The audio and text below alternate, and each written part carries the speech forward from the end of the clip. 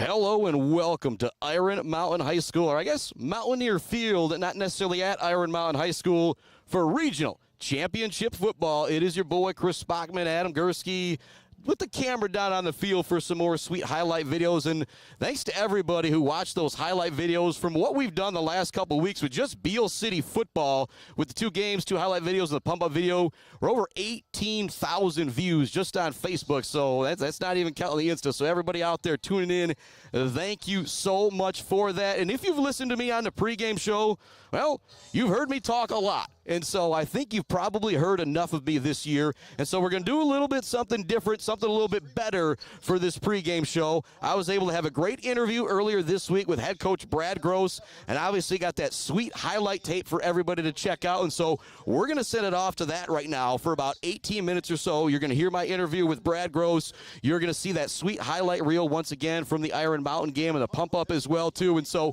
we're going to get you ready for the action with this interview and everything too. And so we're going to send it off to that. It is the Woods Household Appliance pregame show, and we'll be back with more action, be able to have some starting lineups for Beal City, and we'll learn about this Iron Mountain team together who played Beal City last year in the playoffs, lost early, and they have 12 seniors on this team, so a whole lot of guys back from last year that lost in that game. But now you're going to hear from Mr. Brad Gross and myself from our interview earlier this week. Then we got commercial, then we got the highlight thing, and then we're going to be back and be just about ready for kickoff. It is Beal City Aggie Championship Football. Back with more on the Mid-Michigan Sports Network.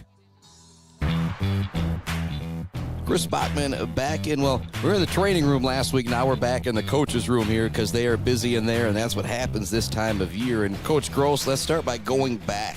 Friday, what was the ride to Glen Lake like? Start with that there, because I've made that trip up M115 a whole lot of times. Yeah, it was just another football game trip. I mean, everybody's ready. They're focused. They know it's playoff football. They know they got to be ready. So I mean, it was a typical, football trip. And for people who weren't there, I hope I did it justice. That was a special game in a special atmosphere. I don't know another way to say it. I don't know either. Friday Night Lights, and hats off to Glen Lake. They were a great football team. I mean, Benji Allen might be one of the best football players I've seen in a while. I mean, he's really good, athletic, and ended up having to play out of position a lot too. Yeah, he had to play out of position a little bit because they had some unfortunate injuries. But just the atmosphere, the lights, their field is beautiful. I mean, they have a beautiful setup up there. Fans were all around, and just the way the game went down, kind of like we talked after the game, like it was going to be a big play. One play was the difference in the score, and it was a great football game, and we're just fortunate to come out on the right end of it. We talked a lot about physicality, the last several weeks. And obviously, again, we want everybody to be healthy and everything, and that's why you teach form tackling. When you level somebody the right way, both players are going to end up being all right. But Wyatt Wilson kind of had that, they had that big long run early. You guys backed them up to the one on their first drive. They were able to get a big long run and come down and score. Then on that second drive, oh man, Wilson just absolutely pancake sledgehammered their running back. And again, I feel like that was just another tone setter, like Owens had a couple times, Garrison's had a couple times this year. It's exactly what I mean, we've talked about it, and it's awesome to see that our kids are responding to the things that we coach them or we talk to them about. We've got to make physical football plays, and when you get into playoff football, or not just playoff football, but when you play good football teams, they're going to play physical. I mean, I'm sure when the Lions play the Packers, you play good physical football. Well, when Beal City goes to Maple City Glen Lake, you better play good physical football. Otherwise, you're going to come out on the wrong end of it. And our guys stepped up to that challenge. Wyatt's big hit. I mean, it was like, woo, he come across there and just stuck him. I mean, so that was good. And to come from a sophomore and a young guy who kind of battled through some injuries early in the year, and he's picked it right up and stepped right in and done a great job. And another sophomore just before that, Aaron Locke's catch. And also, Caden Smith continues to do such a great job moving in the pocket when he has to, get flushed out of the pocket. There's a few times where he's tucked it, kind of ran out, and then he pulls it back out in a throwing position. Just really impressive. But that long throw to Aaron Locke where it was good coverage, too, in all reality. He kind of tips it up to himself and brings it down. What do you remember about that play? Oh, I just remember knowing that we had to, they were starting to stuff the line.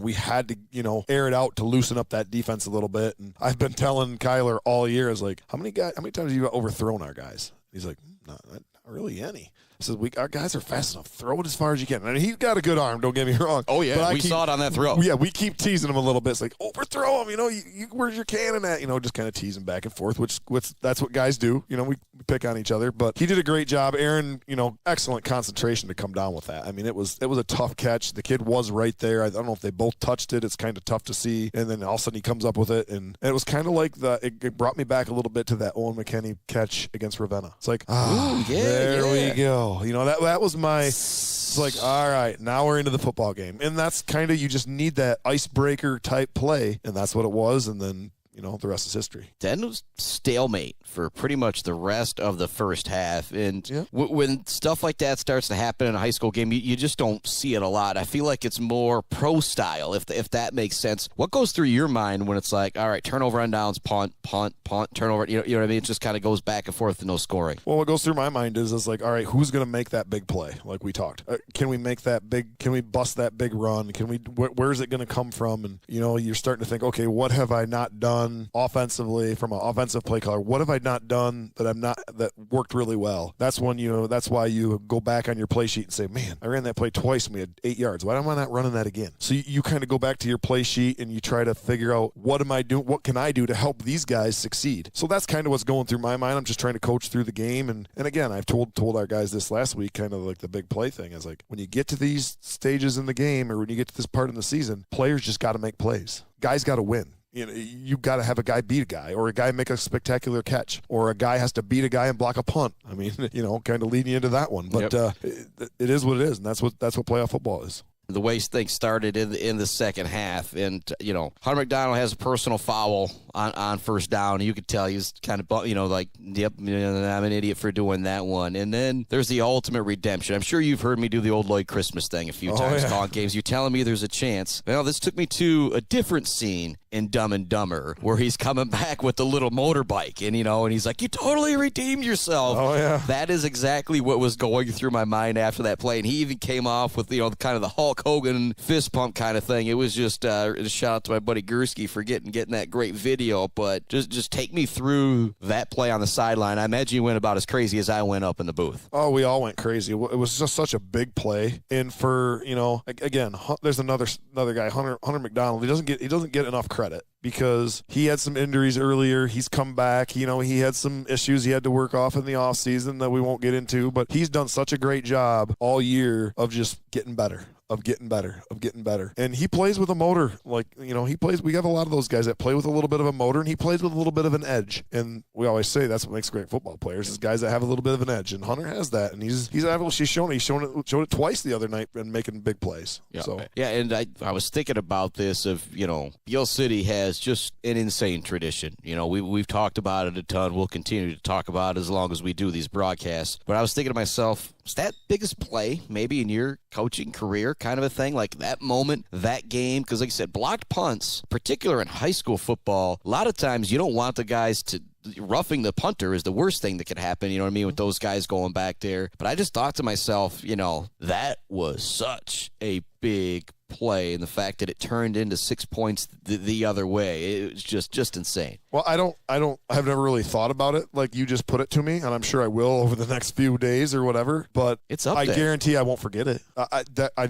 When you put it that way, it's like I'll never forget that play. Remember that time Hunter McDonald blocked that play and Aaron Locke took it in for a touchdown and get Glen Lake? No, but they will never forget that. The one other thing that kind of, like I said, and the further you go on, the bigger these plays become and everything. But the one other thing that I kind of thought was going way back to Munising and I don't even know if you were on the coaching staff at that point right then, or if you were as your first year back or whatever. But Munising scores to go up, and then Chase Rowland runs the kickoff right back. Yeah, it was. Yeah. I was just trying to think of the biggest plays I've seen in Beal City history. Like I said, I think you weren't back as the head coach quite yet. You brought up Chase Rowland at Claire. I remember the one at Claire. All right, and I wouldn't have been there for that. Wouldn't have been there. That was Chase. I remember playing Claire. We were in a dogfight at Claire. It might have been my first year ever. or my first coaching.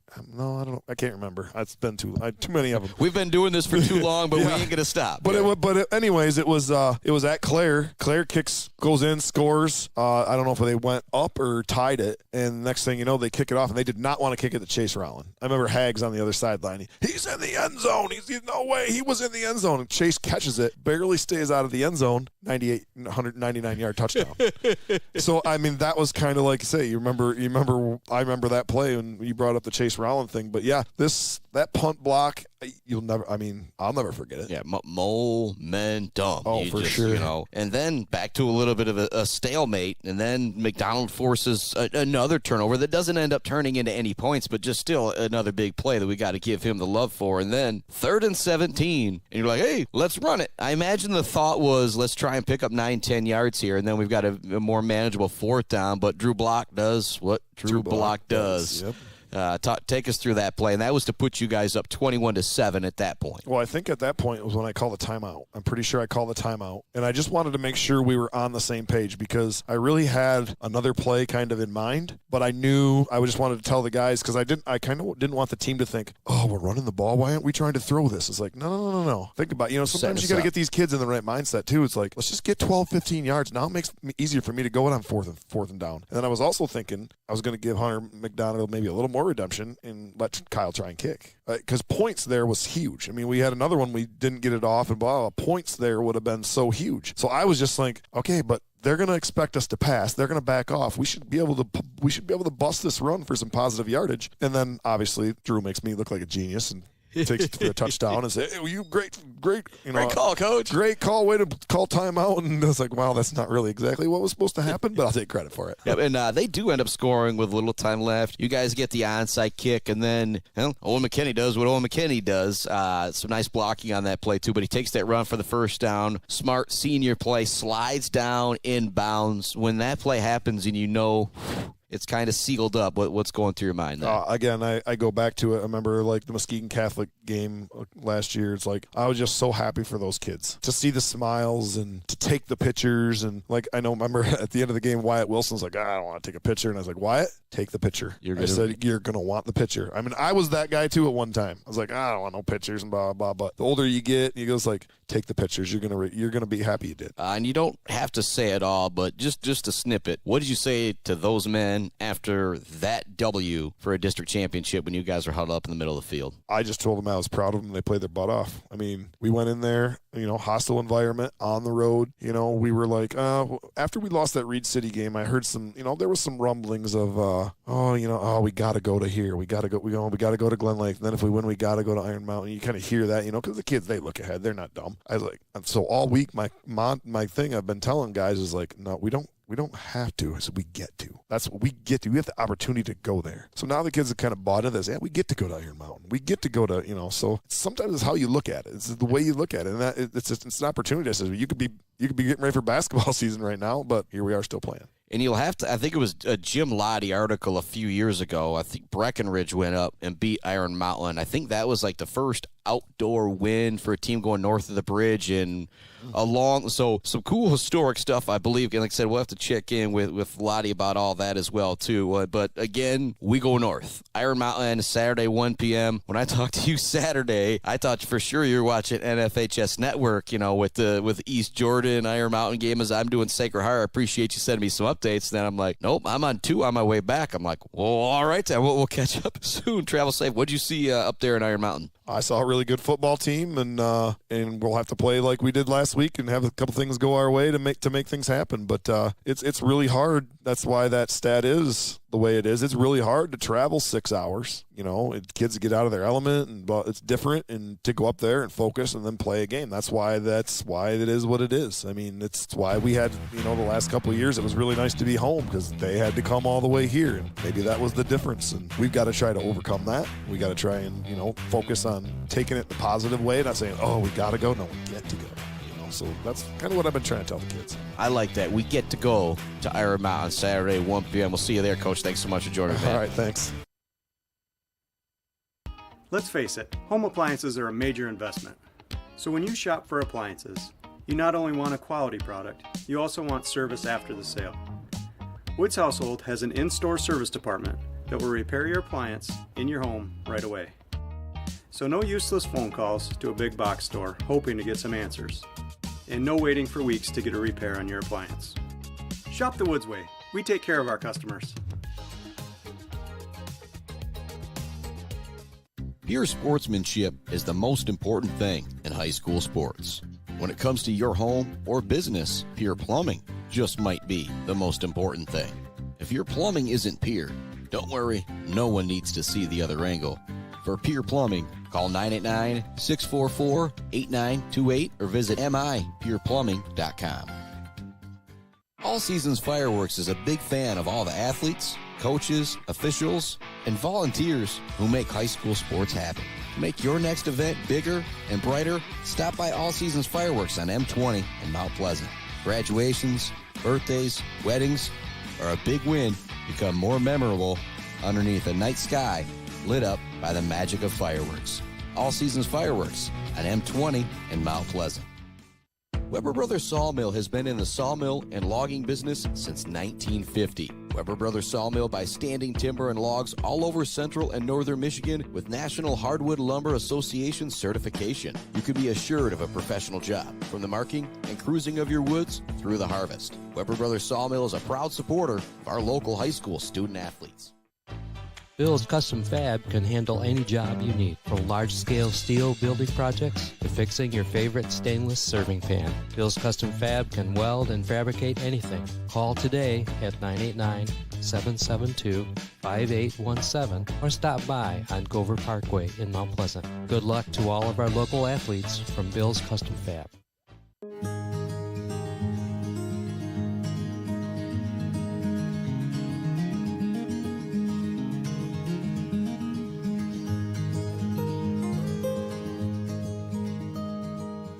Hey guys, it's Tanya from Clark Modular Homes. I'm here to talk to you today about who we are and what we do.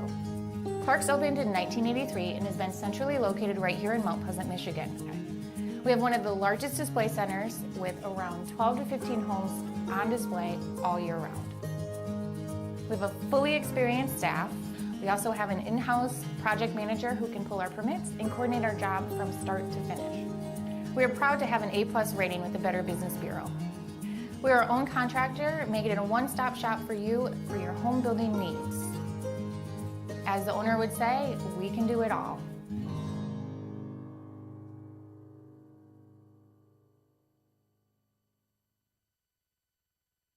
Konwinski Construction offers a full range of construction services on small and large projects. Konwinski Construction is a leader in the community and are proud to support those student athletes who will be leading our community tomorrow. Konwinski Construction on Gover Parkway, Mount Pleasant.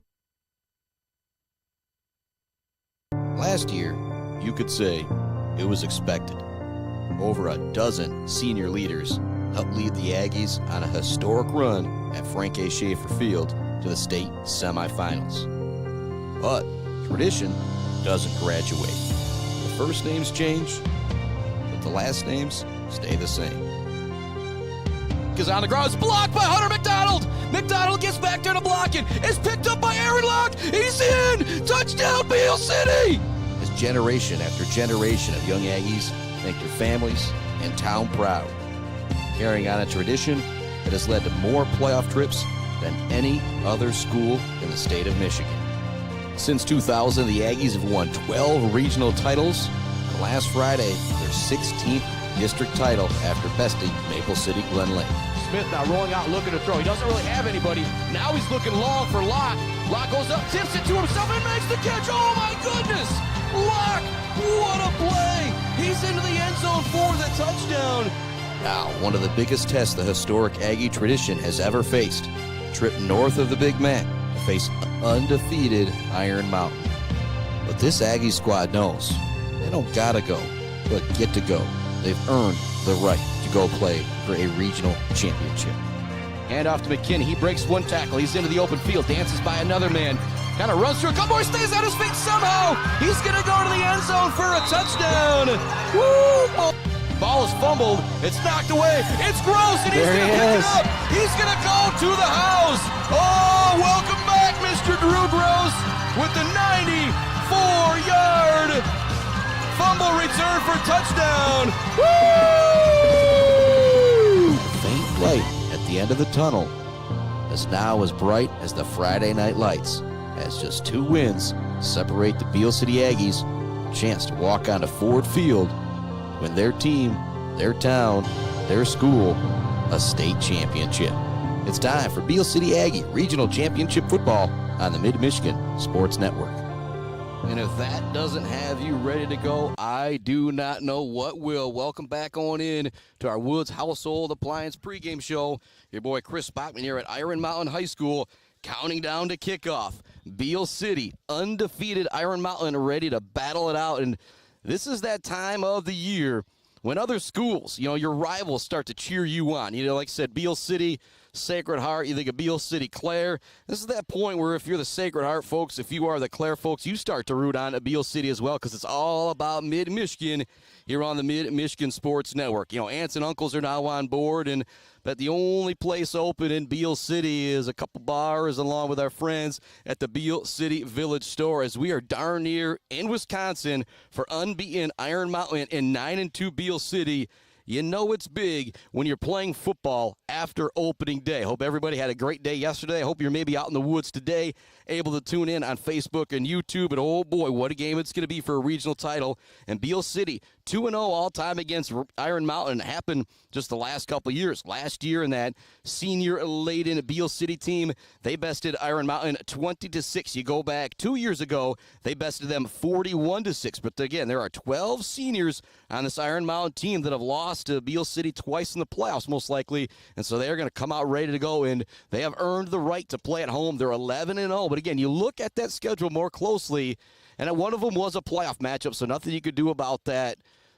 Played Manistee 3 different times. Played Bark River 2 different times. Never played anybody below the bridge until last week with East Jordan, and that was a very, very closely contested game. We are ready for the action here on the Mid-Michigan Sports Network. Defensively for Beal City, you're going to hear me read a lot more than 11 names, because there's going to be more than 11 guys out there making plays. But in the defensive backfield, you'll have Austin Small, Kyle Martin, Owen McKinney, Kyler Smith, and Garrison Zucker. On the front 7, you could say, linebackers, defensive line. Again, you're going to hear a lot of names. Eric Elias, who had 14 tackles last week. Drew Block, Wyatt Wilson, Drake Gatrell, Caleb Leonard, Jacob Beitler, Nick Irvin, Parker Sienkiewicz, Drew Gross, Aaron Locke. A whole host of Aggies are going to be out there defensively and very similar offensively as well. So we're going to take our final break here on the Woods Household Appliance pregame show. When we come back, could be during the middle of the national anthem, but we'll be about ready for opening kickoff. Beal City, Iron Mountain for a regional championship coming right up on the Mid-Michigan Sports Network.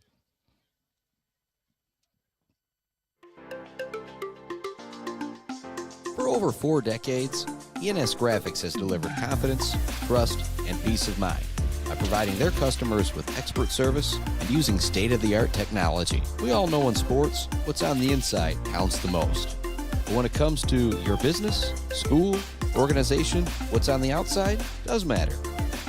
If your business needs anything printed, ENS Graphics can do it. If you want your club, team, organization to look good, ENS can help with that. They take your vision and make it their mission. ENS Graphics, a proud supporter of the Mid-Michigan community and their local athletes. Visit ENS Graphics at their location down in Ithaca, or visit their website at esgraphics.com. ENS Graphics, printing all things physical.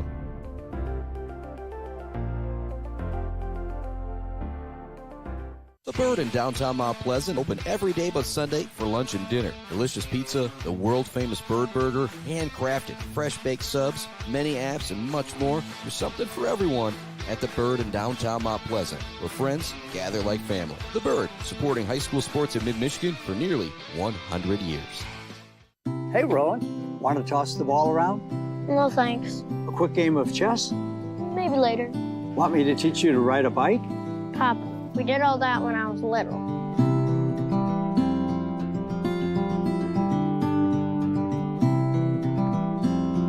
I guess you're right. Marbury Law's kept me so busy, time has just flown by. There is one thing, though. You got any cookies? Thought you'd never ask. Joe Wentworth with Pradium Realty, Robin Stressman and Associates is a proud supporter of our local high school student athletes, working hard and showing pride for our community. For all of your real estate needs, go with Joe. Joe Wentworth with Pradium Realty, Robin Stressman and Associates, 989-817-1291. Weber Brothers Sawmill has been in the sawmill and logging business since 1950. Weber Brothers Sawmill buys standing timber and logs all over central and northern Michigan with National Hardwood Lumber Association certification. You can be assured of a professional job, from the marking and cruising of your woods through the harvest. Weber Brothers Sawmill is a proud supporter of our local high school student athletes. Elevate your banking experience. Isabella Bank is your local banking partner. We understand the importance of personalized service, providing solutions that fit your unique needs. When you bank with us, together we can drive positive change and build stronger communities. Experience banking redefined. Make the switch today and experience banking that goes beyond. Isabella Bank. Local. Growing. Staying. Member FDIC Equal Housing Lender. Value is not just a price. When you buy something for your home, it's an investment. Knowing that you're getting a great deal and service after the sale is priceless. At Woods Household, we only carry quality products for your home at competitive prices. Furniture that is attractive and durable. Comfortable mattresses that last for years. Flooring that stands up to wear and tear. These are all products that last by trusted name brands like FlexSteel, Serta, Whirlpool, and many more. So shop the Woods way. Let's head back to the action on the Mid-Michigan Sports Network. Hello and welcome back to the Mid-Michigan Sports Network. Thanks so much for tuning into the Woods Household Appliance pregame show. And big shout-outs to our other friends coming to you live from the Barberry Law Studios, built by Konwinski Construction. We have the Gates Drilling and Service halftime show coming up. We'll be talking all game about the Beal's Custom Fab fabrication of the game, the Weber Brothers Sawmill timber of the game, the Zaid Batchelder baller of the game, brought to you by Weefridge Financial, and the Mumford Oil and Gas Supply assist of the game. And Iron Mountain versus Beal City, I feel like that's the way Beal has been able to get this Iron Mountain team the last couple years, is by throwing the football. And so the weather here today, not actually all that bad, all things considering that we are deep here in the UP, almost in Wisconsin. And the drive over, we stayed in Bark River last night, myself and Adam Gursky, who's down on the field again doing some great camera work for us to make those great highlight videos and pump up videos. Kind of woke up this morning, started driving over, and it got very, very foggy for a moment. And we thought, are we going to see some type of a fog bowl here? And nope, we are ready to go. Beal City is ready to kick it off. Kyle Martin out there, ready to boot this one away. The big left foot out there for the senior kicker for Beal City, who just done a fantastic job every sport he plays. It's basketball, a sharpshooter, also can play down low as well. Here comes the kick, fielded at the 9-yard line by Iron Mountain on the far hash. Short return brought down at the 24-yard line is the returner there. It was Alex Jane or Braden Casson there, 24-14. Again, we'll be learning this team together for Iron Mountain. But you know why we are here for the Beal City Aggies. Already hoisted one trophy this playoff season. Now looking to win trophy number 2. And then, as you know, there's only one more after that. On 23-yard line exactly is where Iron Mountain will start this possession. It's a shotgun look with one running back to hand it off to the running back there. Looks like a couple Aggies there for the tackle right at the line of scrimmage. One of them being Mr. Nick Irvin in on the stop. So a 1-yard gain. That's what you want to do versus Iron Mountain team, is get them behind the chains. Or at least what we saw from them the last couple years. I don't want to say I'm surprised to see him come out in the shotgun, but again, remembering back a year and 2 years ago for football, when you do all the games, can be a little difficult. But I feel like a lot of times we saw them line up tight. And when you look at their positions out there, it's tight end, running back, quarterback, and line. There's nobody listed at wide receiver, but they just came out with a couple guys split out there. And a long time for the play to come in here for Iron Mountain after that first down play. Again, yeah, they're counting down the clock right now. They got to hurry. There's going to be a timeout from Iron Mountain after the first play of the game.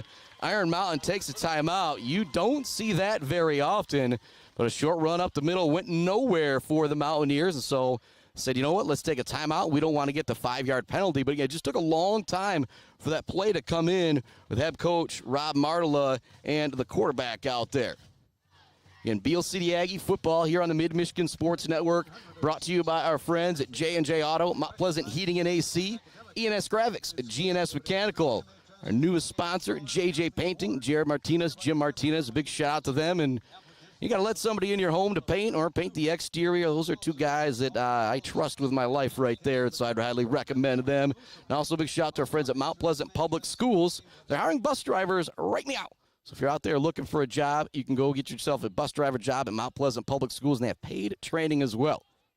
I've said it a bunch of times, you do the bus driving, you're an official, you do some substitute teaching, not a bad way to make a living. There's nothing like, keeping yourself young, being around all the youngsters.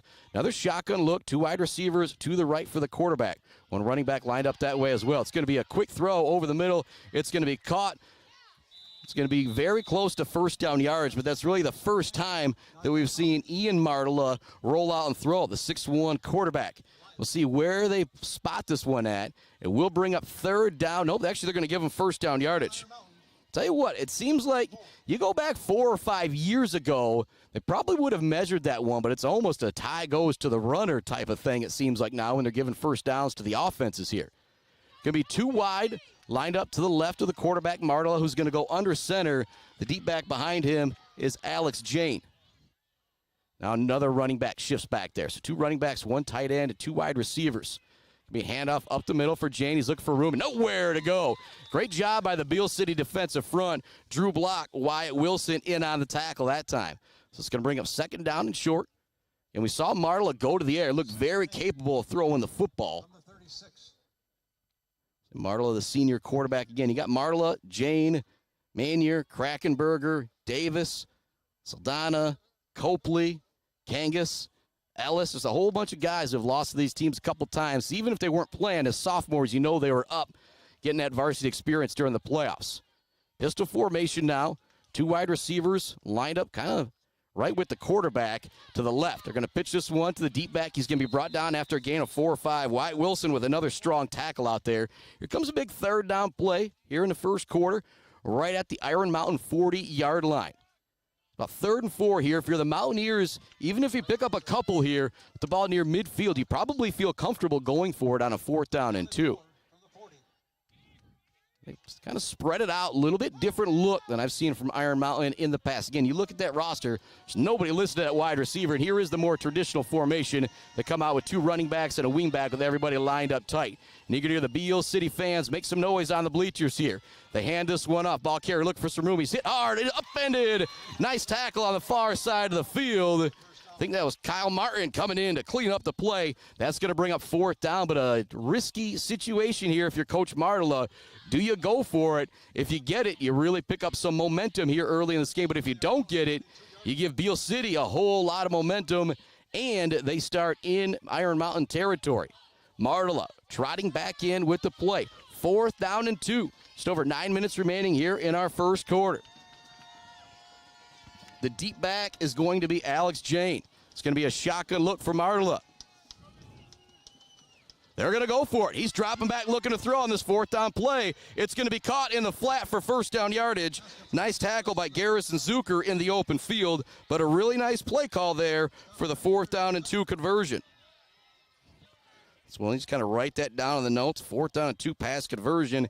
Big play to keep things moving. You go back to the game, saw Beal City upended in the playoffs last year. It was Ubley. They had 6 or 7 4th down and shorts that they were able to pick up.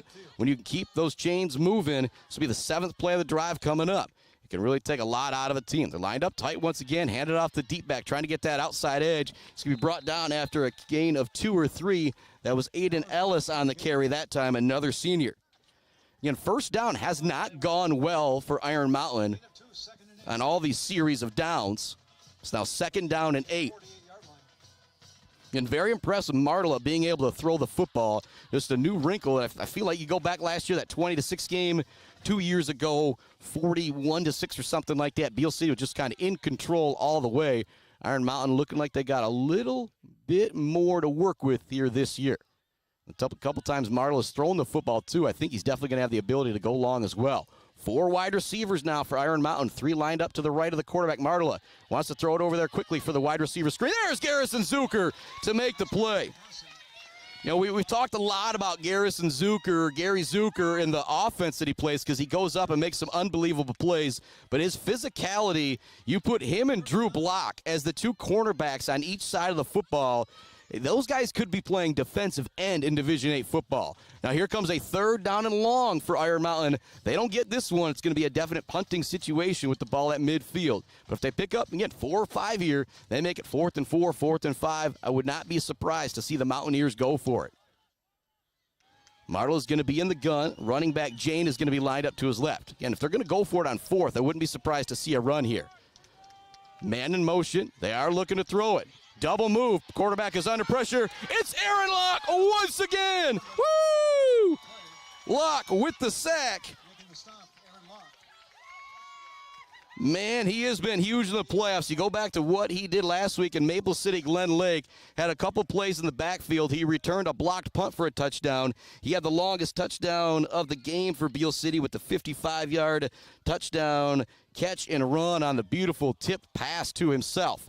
Now here comes the punt for Iron Mountain. A big stop for Beal City there. No way you're going for it on 4th and 11. I'm surprised they didn't try and keep it on the ground there to maybe get 5 or 6 yards to make it more manageable. Lefty punt. It's going to be returnable for Austin Small at the 15-yard line. Slips for a moment. Gets by one guy. Not going to get by the second man. Good coverage out there for Iron Mountain. But if you're Beal City, you got the stop to start the game. 9-play drive. I guess I'm going to put 10 because I'm going to count the punt as well. Was a big 4th down and 2 pass conversion for Iron Mountain there. But Aaron Locke coming up with the sack to back him up to make it 4th down 11. Now it's Beal City football, 1st down and 10 with 6:32 left to go in the first quarter. Got it at their own 19. Start things off. Here we go, Beal City offense. Aaron Locke is split out wide at wide receiver. Single coverage out there with him and Braden Casson. He's got a whole lot of speed. They send a man in motion. They hand it off up the middle. We got a flag coming in right away. As soon as the ball was snapped, I wouldn't be surprised if this is an offside. No, it's going to be an illegal formation going against Beal City, and so that'll back them up. We're going to do 1st down over again, but it'll be 1st down and 15 for the Aggies. And if you're Beal City, still everything all right. You got the stop to open up the game. You've got the football. I just backed up a little bit more. Now you got it at your own 14-yard line. 1st down and 15. See if they come out, same play. They faked it on the jet sweep to Owen McKinney and went up the middle to Drew Block. There wasn't a lot of running room. Again, that play kind of stopped quickly as all the whistles blew. And thanks to more of our sponsors like Bryce Updegraff and to Joe Wentworth, Pradium Realty, Robin Stressman and Associates, Central Michigan Sand and Gravel, Block Electric, The Diner, All Seasons Fireworks, Bryant Family Farms, Isabella Bank, Hanging by a Thread, and our friends at Pure Plumbing. Man in motion is blocked. This time they hand it off up the middle. It is blocked, pardon me, and he's got big running room. 1st down yardage, 15-yard carry for Block there. See if they do move the chains. Actually, waiting to see if they do. It's going to be very close. They will move the chains, and so had that one penalty, but one play, 1 first down for Beal City. It's now 1st down and 10. So now out of their shadow of the goalpost, their own 30-yard line. Couple substitutions coming in for Beal City. And again, along that line, you've got Sienkiewicz at center, Faber, Gross, Owen Wilson, Leonard over on the far side. Been really good this year. Aaron Locke split out wide at wide receiver. 3 wingbacks for Beal City once again. And hand this one up off the middle to Drew Block. He's got another solid gain on 1st down. So Beal City, after that initial penalty, is moving the football here. It's going to bring up 2nd down and 5. You had up front such a big deal early in the game. You look at Iron Mountain's 1st down plays on their last drive. Maybe 1 yard, maybe 2 yards there. Not a whole lot working for them. Beal City, it's been different. They've ran 2 plays. They've picked up 20 yards. Deep back remains Drew Block. 2 wingbacks, Austin Small, Owen McKinney. 3 seniors who've carried the football most of this year for the Aggies. Again, it's a very young team. You got those 3 seniors carrying the rock is a big, big deal. Another handoff to Drew Block. He carries the pile forward. It looks like 1st down yardage for Beal City once again. So even despite being backed up with that initial penalty, they have now ran 3 plays. They've picked up 2 first downs. So again, you're Iron Mountain. You come into this game undefeated, but the only team you played below the bridge was East Jordan last week, and that game was an absolute battle.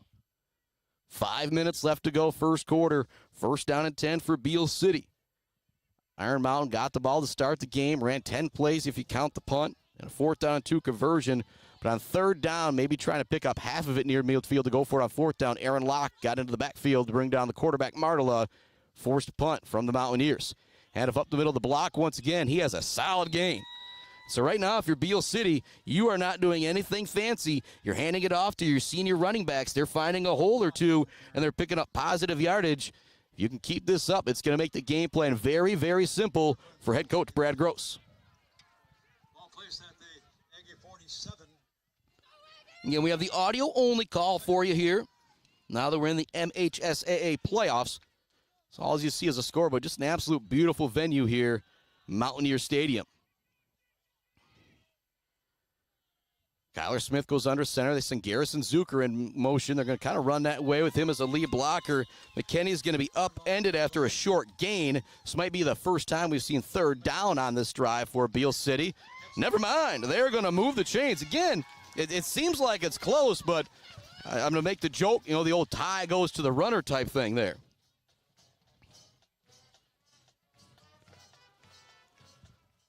3:50 left in the first quarter. The Aggies now have it in Mountaineer territory. They have ran 5 plays. They've picked up 3 first downs. Drew Block carrying the ball most of the time, but last time it was Owen McKinney on the carry, who's going to remain the deep back. 2 wing backs are Zucker and Small. Line up to the far side of the field, opposite our press box here. You've got Aaron Locke at wide receiver. Send a man in motion. It's Small. They hand it off up the middle to McKinney once again. He's going to be upended after a short gain this time. So a little bit better job by the Mountaineer defense that time. It's going to bring up 2nd down and 8 for Beal City. Martin Wilson coming out of the game. Ball at the 47. The substitutions coming in for them. Maybe a bit more of a spread here look now for Beal City. We'll see. Kyler Smith comes back in with the play. Both teams keeping the football on the ground for the most part, and some completed passes from Iron Mountain. Clock moving pretty quick here, under 3 minutes remaining already here in the first quarter. Owen McKinney remains the deep back. It's Aaron Locke split out wide. Gatrill and Zucker this way at tight end and wingback. They're going to run it that way with the 2 big juniors as lead blockers. It's going to be a pickup of maybe 4 there. It's going to bring up the first 3rd down situation for Beal City here. We'll call it 3rd and 5, but definitely 4 down territory just inside the Iron Mountain 45-yard line. So again, I wouldn't be surprised here to see Beal City keep it on the ground for these next 2 plays. Give yourselves 2 tries to pick up 5 yards here. Aaron Locke is going to split out wide once again. Drew Block is the deep back. 2 wing backs are Zucker and Austin Small. Right next to Zucker is Drake Gatrill at tight end. They're going to pitch it this way. Block's got to get away from one man in the backfield. A great stiff arm to do so. Now tries to turn the corner. Great pursuit defensively from Oscar Kangas as he pushed the ball carrier out of bounds for maybe no gain. We'll see where they spot it. So he went out of bounds here on the near side of the field. And you've got the sticks all the way on the far side of the field. It's now going to bring up a 4th and 4. Just a yard gain there. Good job stretching that out by the Iron Mountain defense. And Eric Elias is coming into the game. Looks like Beal City might punt this one away. This is that part of the field where if you wanted to think about it, you could probably try and do some type of a fake here.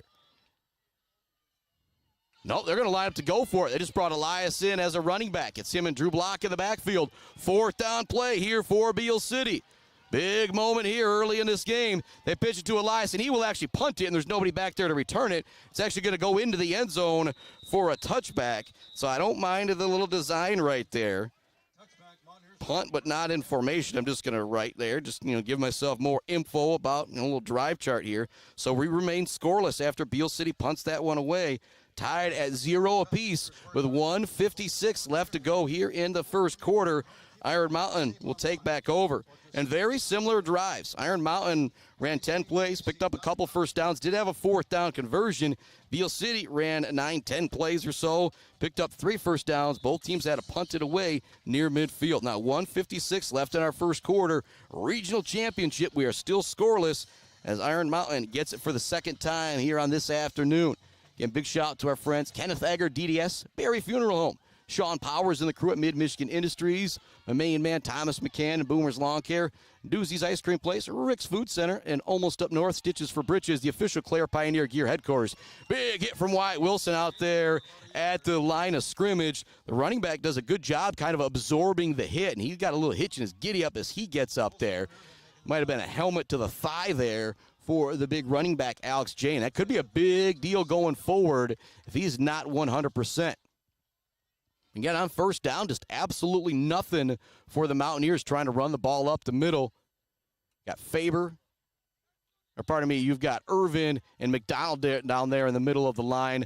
Then you've got Drew Gross and Aaron Locke on each side. Now kind of creeping up toward the line is going to be Mr. Elias and Zucker as Iron Mountain comes up in a tight formation. And nowhere for the ball carrier to go as they try and go to the far side of the field. Eric Elias in there to bring down the ball carrier. Elias had 14 tackles last week in Maple City Glen Lake to lead the way for Beal City defensively. We're now under 1 minute remaining, 3rd down and 8 for Iron Mountain. Now that they're backed up inside their own 25-yard line, even a 4th down and 2 or 3 here, I think you've got to punt the football, and in particular with how strong Beal City has been up front defensively. 2 wide receivers going to split out here to the near side. Couple big bodies out there as well. Looks like Zucker and McKinney with the coverage. Martel is looking that way. Giving pressure is Drew Gross. Now Martel is going to slip. Just kind of diving on him is Gatrill. Drake Gatrill have the easiest tackle of the day there. So it's now 4th down with Martel slipping out there in a definite punting situation. So Beal City tried to back him up. They ultimately ended up having the punt going to the end zone for the touchback. But now they will get it back here when we start the second quarter, as that will be our final play of the first quarter. Going to take a break here on the Mid-Michigan Sports Network. Regional Championship Football. We are scoreless. Beal City 0, Iron Mountain 0. Iron Mountain stalling out on their second possession. Beal City will get the football when we come back here on the Mid-Michigan Sports Network.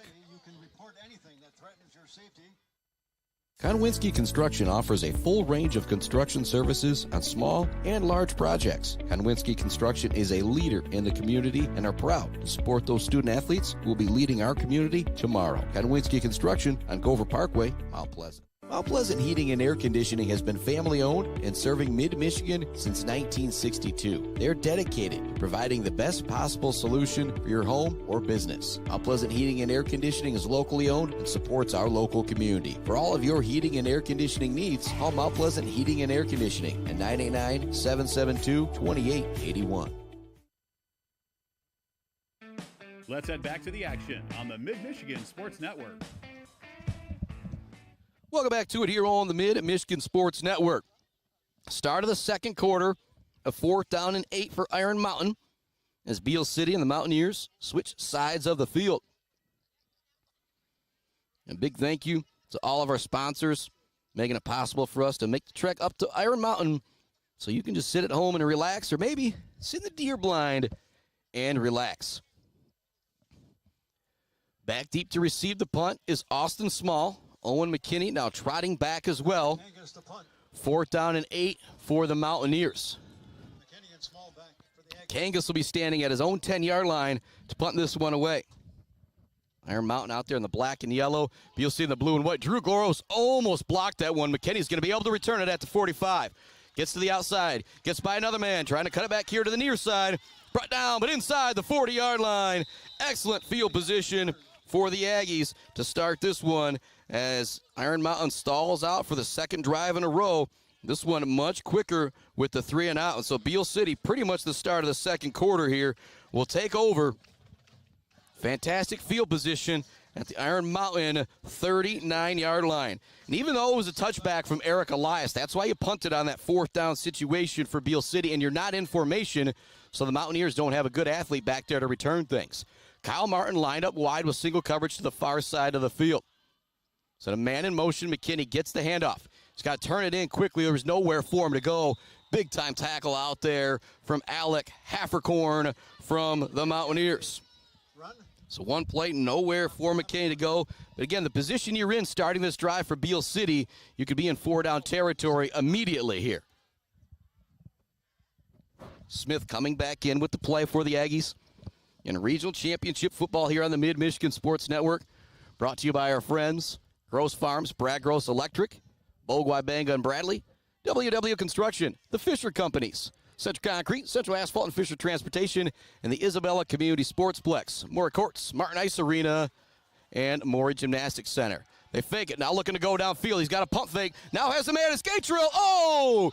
Just out of the outstretched arms of Gatrill at the 5-yard line. And so that's going to bring up 3rd down and long. Ooh, boy. If you're Kyler Smith, man, what?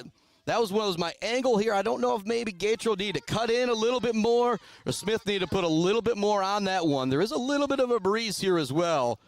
But a nice play call right there for Beal City. Because even now, if you're Iron Mountain, you got to think, ooh, boy, get Kyler Smith. He can sling the ball 30, 40 yards.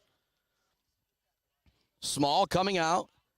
Smith coming back in with the play. Garrison Zucker looks like he's now into the game. Gatrill also out there. See who the other skill guys are. Block, Lock, McKinney. Aforementioned Gatrill. It's going to be another shotgun look. Empty set here for Beal City. They send Zucker in motion. He gets the handoff. Stiff arms the man in the backfield. Cuts back. Looks to get 1st down yards. He's got it. What a run from Garrison Zucker as he goes inside the 20-yard line. It's a big 3rd down run from Mr. Zucker to get 1st down yardage. And he had good blocking, but he had to make 2 or 3 guys miss. Also had a nice stiff arm in the backfield to get the extra yardage, and a big, big momentum play right there for Beal City as the big 3rd down Zucker run goes for a 1st down. Now the Aggies are just outside of the red zone. The Iron Mountain 23-yard line. Locke remains the lone wide receiver lined up to the right of Kyler Smith. 2 wingbacks are McKinney and Zucker. Lined up deep is Drew Block. Block's going to get the handoff. Trying to find some space. He's going to pick up 5 or so. Block the ball carrier. You think about the momentum right there. Beal City just missing on a possible touchdown pass. That's 3rd down and long. Big time run from Garrison Zucker. Kind of get the life back in the sidelines here of Beal City as it's now 2nd down and 5. Star sophomore Kyler Smith comes back in with the play. Very similar to his older brother Caden. Doesn't matter if it's football, basketball, or baseball. You roll out a ball, and this kid is going to be very competitive and try and make it happen for his team. Locke's going to remain at wide receiver. Deep back is Drew Block. Once again, the 2 wing backs remain Zucker, McKinney. You also have Gatrill still out there at tight end. We've got a flag coming in. It's going to be a delay of game going against Beal City. They say it's a false start, but it's definitely a delay of game from the signal down there. And so that'll back up Beal City. And it seems like a pretty quick play clock here at Mountaineer Field. And again, there's no clock for the quarterback to see. All you can see is that back official kind of winding things down.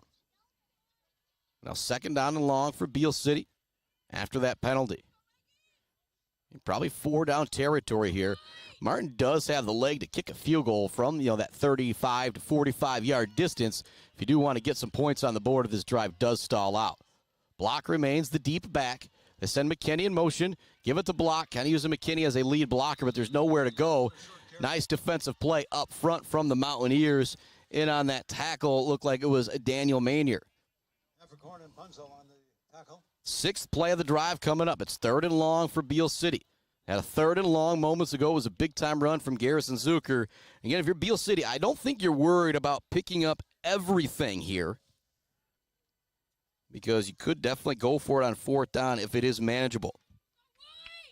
Just over 9 minutes remaining in the 2nd quarter. We are still scoreless here in the regional championship game. Beal City, the Aggies versus the Mountaineers of Iron Mountain. Shotgun look. Dropping back, looking to throw as Kyler Smith. The pass is tipped at the line of scrimmage. Incomplete. Tipped incomplete. They were looking for Zucker on the short out route. He was open, but it was a nice tip at the line of scrimmage. And now a big 4th down decision here for Beal City. Again, if you go for it, you're not going to leave the Mountaineers with the greatest field position. Going to be about a 40-yard field goal for Mr. Martin. Again, he can kick it, but you want to save that for that situation if you have to get it. Beal City is going to come out here and go for it on 4th down. Line up in the gun is Kyler Smith. Looking to his right. He's pressured. He's going to be hit as he throws the football. He had no chance there. It's going to be a turnover on downs. It's going to give it back to the Mountaineers, and we remain scoreless here in this regional championship game with 8:51 left to go in our second quarter. But Beal City's defense has been stout. There was 2 first downs for Iron Mountain on their first drive. Then they 3-and-out and a quick 3-and-out the last time they had it. A drive lasted just about 2 minutes. First down and 10 for Iron Mountain. They've got it at their own 23-yard line. They've had it at their own 19, or pardon me, their own 23, their own 20, and now their own 23-yard line again. Tight formation, they fake it, looking to throw it downfield. There's coverage out there with Drew Block. He turns, it's going to be incomplete. They're going to call pass interference on Drew Block for face guarding. And that's just such a tough call. If you're Block, you got to turn around to try and make a play on the football. But then again, he didn't really touch him, but Kangas did a good job of coming back to try and get that pass to force the pass interference call. Again, that's one of those, if you're Beal City, you're kind of, I don't know. And if you're Iron Mountain, you definitely think that's a good call. And so that'll be free 15 yards for the Mountaineers. Again, I'm going to say it again, but I'm not exactly sure. I feel like you go back last year and 2 years ago, the Mountaineers did not have that in their game with Martela, the senior quarterback, looking strong out there now. So they're going to mark off the yardage to give Beal City, or pardon me, to give Iron Mountain a first down on that pass interference on the first play of the drive. So something to remember there. Ball just inside the 40-yard line. It's going to be a shotgun look for the quarterback, Martela. I think Iron Mountain's figuring out the best way to attack this defense might be to spread them out a little bit. They try to line up tight and run it up the middle. It hasn't been there. Comes a carry to the outside. Nowhere for the ball carrier to go. Gatro was in the backfield immediately to kind of mistime the play. Then Block was able to get back there and make the stop. It's going to bring up second down and 9. Again, you look at these first down runs for Iron Mountain. It's 1 yard. It's 2 yards. It's 1 yard. It's 2 yards. Great job by this defensive front from Beal City on these first downs. Again, that's McDonald. It's Irvin. It's Gross and Locke on the line. The linebackers, you've got Block, Gatrill, Elias, Wilson. Then that defensive backfield, you've got Martin, McKinney, and Zucker out there right now for Beal City defensively. Mountaineers taking quite a bit of time getting the play again. Definitely going to have enough time to get it off here unless they send somebody in motion. We'll see here. And it's going to be another timeout coming from the Mountaineers as they were very close to that penalty, and they did not want to take the delay of game penalty. So that's the second time in the first half we've seen Iron Mountain call a timeout in this situation. We'll take that timeout. Be back with more Beal City football right after this on the Mid-Michigan Sports Network. Clark Modular Homes in Mount Pleasant are a one-stop shop from the buy, the build, and beyond with their fantastic service department. Stop in to see their selection and purchase options today on Pickard Road or visit them online at modularhomesbyclark.com. Clark Modular Homes, supporting Mid-Michigan youth in and out of the classroom. J&J Auto in Wademan is Mid-Michigan's elite automotive repair shop. J&J Auto offers complete collision repair and mechanical repair. Stop by on Wademan Road or call them today at 989-644-8908. J&J Auto, proud supporters of high school student athletes. Let's head back to the action on the Mid-Michigan Sports Network. Welcome back to it here on the Mid-Michigan Sports Network. Delay a game almost moments ago for Iron Mountain, the second time in the first half. They have used a timeout to avoid the delay of game. First one happened way back in the first quarter after the first initial play of the game. 4 wide receivers, 2 to each side for Martela. 1 running back in the backfield with them. It's going to be a quick throw here to the near side. It might have been tipped by Aaron Locke, so it's going to be incomplete. Third down and long here for the Mountaineers. Again, you're not in 4-down territory. If you're Iron Mountain, if you don't pick up something significant here, you have to punt it back to Beal City. Saw their drive stall out on a turnover on downs. They went for it on 4th down. Wasn't really anything Kyler Smith could do. He's under pressure right away. Hit trying to throw the football. 2 wide to the far side. Tight end and a wing back to the left from Martela. 1 running back in the backfield with them. They fake it, looking to throw. It's going to be complete, but not for first down yardage. If the Mountaineers want to go for it, it is going to be risky business here. See where they mark it. It's going to be 4th down and 3 for the Mountaineers from their own 45-yard line. A big decision here for Coach Martela and his senior son quarterback, Ian Martela. Martela trots back in with the play. See what the formation is here. Again, running the ball up the middle has not gone well for the Mountaineers, and they are going to line up to punt it away. Back deep to punt it is going to be Kangas. I think this is a good decision from the Mountaineers. We've got a flag coming in. And it's going to be offsides, they're saying? Oh, my goodness. It's going to be offsides on 4th down. So an offsides on the punt gives them a 1st down. Ooh, boy. Ooh, boy. Ugh. Yeah, those officials got a lot better view than I do. Again, a big call right there. And so the 2 first downs from Iron Mountain on this drive came on the first play via a penalty, and then on the offsides. So you got to go back to Iron Mountain's first drive when they've actually picked up a 1st down running a play, not via a penalty. But they keep the drive alive here. It's 1st down and 10, 6:55 left to go, 2nd quarter. We are still scoreless. Quick throw out here on the near side. It's caught a great open field tackle from Drew Block as we talk about the J&J Auto Collision Report. He just absolutely upends Braden Casson. But it is a 5-yard gain. It's going to bring up 2nd down and 5. Again, we are still scoreless. Just a battle here between the Aggies and the Mountaineers. 6:30 left to go, 2nd quarter. This drive from Iron Mountain started at their own 23. Pass interference on the first play of the drive gave them some yardage. And then they were at 4th and 3, 4th and 4. They were going to punt it away. And an offsides going against Beal City. It's kept this drive alive. They're now going to line up tight here. 2 running backs in the backfield. Hand it off, trying to find some room here on the near side. There for the tackle is Block. It's going to bring up 3rd down, but 3rd and very manageable here for the Mountaineers. And again, you could go for it on 4th down just outside the Beal City 40 now that you're in this situation. Clock continues to move with these 2 running football teams. 5:45 left in our 2nd quarter. More love going out to our friends at ENS Graphics, GNS Mechanical, Mumford Oil and Gas Supply, Weber Brothers Sawmill, Konwinski Construction, Mount Pleasant Heating and AC, and J&J Auto. And you know we're coming to you from the Barbary Law Studios.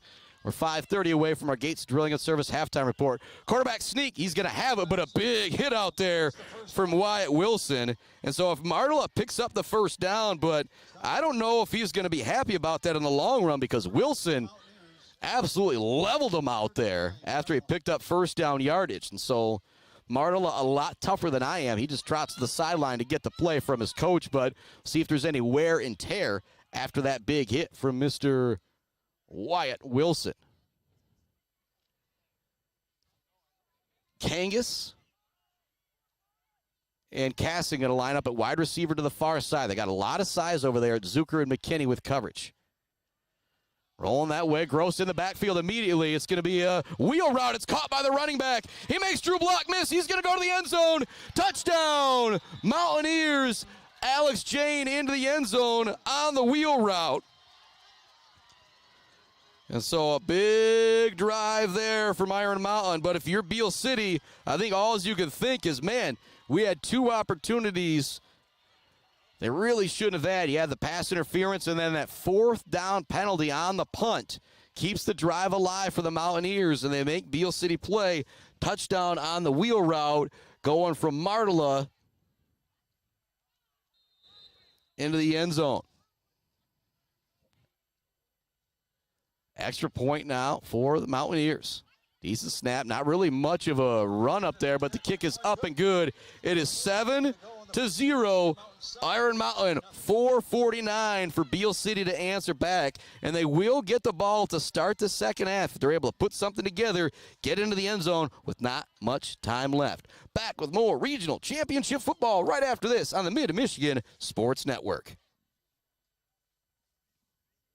GNS Mechanical in Wademan offers service and installation on everything for your home and business. From a simple filter replacement to furnace, central air service, and install, geothermal, and walk-in coolers and freezers. If you have a need, GNS Mechanical has a solution. Learn more at gnsmechanical.com or call 989-644-2106.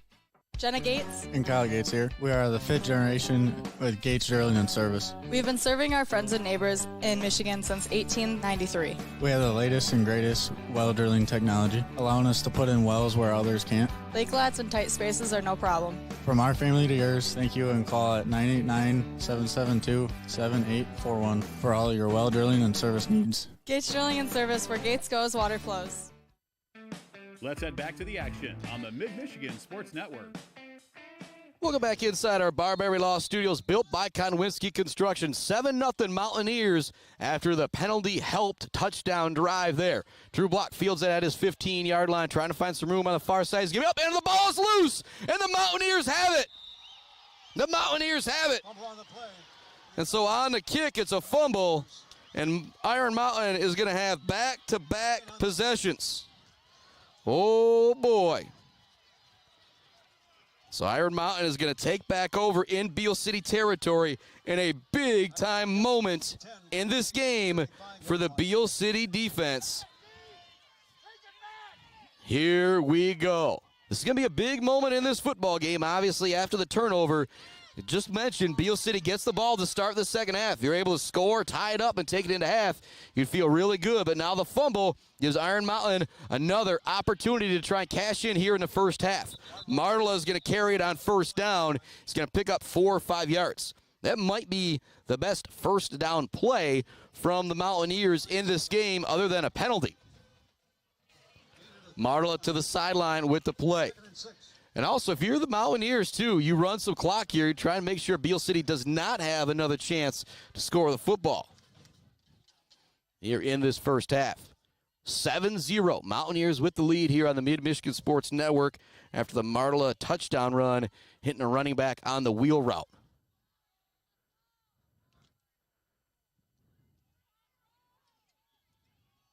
Tight formation here for the Mountaineers. They're going to have to take a timeout once again to avoid the penalty. And so it's the third time we've seen this in the first half. You know what? We'll take this timeout as well. 3:57 left to go. Big series of downs coming up for Beal City. They need to stop here on the Mid-Michigan Sports Network. And I just sent it to a commercial. We'll keep it right here and give some love to more of our sponsors. Good friends at Woods Household, sponsor of our pregame show. Go see them up at Clare if you want to get great deals and get service after the sale as well. And they've got furniture, they got appliances, they got just about everything you need, flooring as well. Also our friends at Weefrich Financial. If you want to be a baller like my main man Zaid, we'll be talking to Zaid Batchelder, baller of the game in the post game. Go see my main man Brian Weefrich in downtown Mount Pleasant. So shout Tanya and the crew at Clark Modular Homes. Again, still waiting for a hole so big for Beal City you could drive a Clark Modular home through it. But the further you get in the playoffs, the less and less you're going to see those scenarios. Against the Bird All-American Grill post-game show, the only place you'll find this guy post-gaming, probably not tonight after a long ride home. Again, Bill's Custom Fab fabrication of the game. We need a big play here from Beal City, and Gates Drilling and Service halftime report coming right up. Under center goes the Mountaineers. Set a man in motion. It's a false start, and that will back them up 5 yards. So a second down and 6. It'll now be second down and 11. And big deal with the way the Beal City defense has been playing. There's 3:56 left to go here in the first half. The Aggies still have all 3 timeouts remaining. Mountaineers 0 timeouts remaining, and there's 3 timeouts in the first half, all used to make sure there was not a delay of game. Second down, 11 play here. If you're Iron Mountain, you're going to go for it, even if it's 4th and 10, 4th and 11 probably on this drive with the time and situation. 2 running backs in the backfield, 3 tight ends out there. They're lined up tight. Set a man in motion. Looks like it's going to be the very same play. Pitch here to the near side for the ball carrier. Is going to be upended after a pickup of 5 or 6. On the carry was Alex Jane. And you can sense a bit more confidence right now with this Mountaineer offense. So you get the touchdown, really just takes the air out of everything. You just kind of like, all right, we can do this. And then you get the football right back. Two big plays coming up here for Beal City if they can get the stops. It's 3rd down and 4, just inside the 30-yard line for the Mountaineers. Just over 3 minutes left to go in the second quarter. It's going to be a shotgun, or pardon me, going under center. Continuing to line up tight are the Mountaineers. Hand it off right up the middle to the fullback. He's got first down yardage. He's going to be tackled from behind by Hunter McDonald. But a big carry there from Jane for first down yardage. And that's going to move the chains again. If you're the Mountaineers, you don't have to give the ball back to Beal City here in this first half, probably. 1st and 10, Mountaineers, 15-yard line. Substitution, Finnerty coming out, coming back in is going to be Mr. Nick Irvin. And a big-time play there on that 3rd down, and a good call from the Mountaineers. The first time we've really seen the handoff right up the middle with no lead blocker. Said he's not lined, kind of a pro set, 2 running backs next to each other, not necessarily the fullback, but it's kind of the play there. Man in motion for the Mountaineers. Same formation as they're lined up tight. Another carry for Jane up the middle. He gets inside the 10-yard line, brought down at the 7. Big-time carry there for the Mountaineers. 5th play of the drive coming up.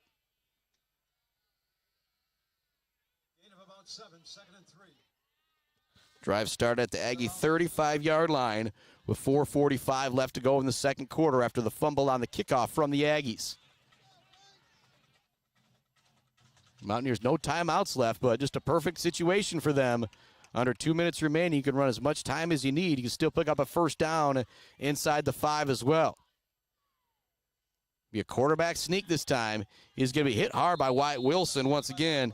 Again, Martela ran out a couple times. It's been somewhat successful, but the punishment that he takes from Wilson, I don't know if it's worth it. 3rd down and about a foot here. Again, if you're the Mountaineers, there's 1:25 left to go second quarter. You would love to punch this in with about 30 seconds left to go, or you would just love to punch this in, period, because you're not giving Beal City a whole lot of time. You want to go up by 2 scores as the Aggies have the football to start the second half. If Beal City gets a stop here, they'll have all the momentum going into halftime, despite trailing 7-0. Handoff up the middle for Jane. He's stalled out right away. Wyatt Wilson grabs a hold of the ankle. It doesn't let him go anywhere. Now got a timeout being taken by the Aggies.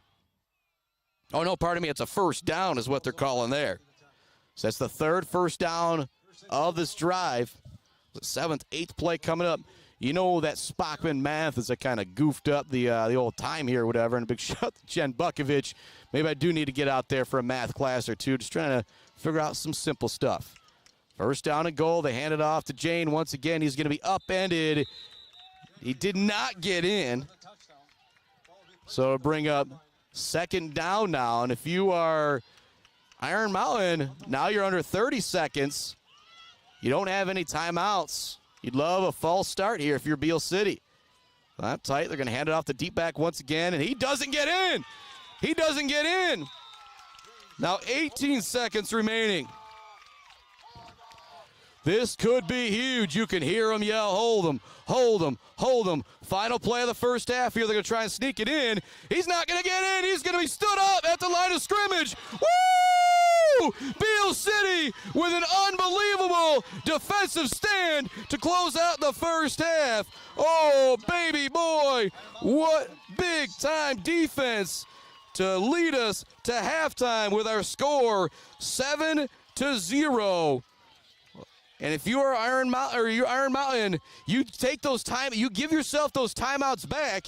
You get into the end zone there, but it's a stop at the goal line at the half for Beal City. And you talk about momentum going into the half. Yeah, you might trail 7-0, but at this point, it could have been a lot worse than that. We've got your Gates Drilling and Service halftime report coming right up. We'll hear from This Week in MHSA Sports with John Ross and so much more. But what a big stand for the Beal City Aggie defense going into halftime, shutting down Iron Mountain to keep this a 1-score game. I'll be back with a quick first half recap after this and our Gates Drilling and Service halftime report here on the Mid-Michigan Sports Network. Jenna Gates, and Kyle Gates here. We are the fifth generation with Gates Drilling and Service. we've been serving our friends and neighbors in Michigan since 1893. We have the latest and greatest well drilling technology, allowing us to put in wells where others can't. Lake lots and tight spaces are no problem. From our family to yours, thank you, and call at 989-772-7841 for all your well drilling and service needs. Gates Drilling and Service, where Gates goes, water flows. GNS Mechanical in Wademan offers service and installation on everything for your home and business. From a simple filter replacement to furnace, central air service, and install, geothermal, and walk-in coolers and freezers. If you have a need, GNS Mechanical has a solution. Learn more at gnsmechanical.com or call 989-644-2106. Weefridge Financial knows it can be incredibly overwhelming to navigate the world of financial planning. With trusted guidance and easy-to-understand advice, you can feel comfortable in your financial future with Weefridge Financial. Weefridge Financial assists people in all stages of life with a specialization in retirement and investment planning. Experience the power of working with an advisor dedicated to your success. Visit WeefridgeFinancial.com. Visit them in downtown Mount Pleasant. Call or text 989-953-7888. Weefridge Financial, member SIPC. Bryce Updegraff with Pradium Realty, Robin Stressman and Associates thanks the coaches and officials who put in the time to help student athletes achieve their dreams and goals. For all of your real estate needs, the Bryce is right with Bryce Updegraff. With Pradium Realty, Robin Stressman and Associates, 989-620-6595. Today I'm going to tell you about sportsmanship because it's important. Treat your opponents the way you would want to be treated. My mom says that. Listen to the referees. It's their job. Be nice to their team and our team. Cheer them on. Always play fair. It's the right thing to do. It's sportsmanship. It's not that hard. Let's head back to the action on the Mid-Michigan Sports Network. Welcome on into our Gates Drilling and Service halftime report. Oh, boy, what a first half. Chris Spachman standing alongside Steve Gross from Gross Farms, one of our great sponsors here, along with Brad at Gross Electric. We are 7-0. That is the score here at the half. Kind of break things down.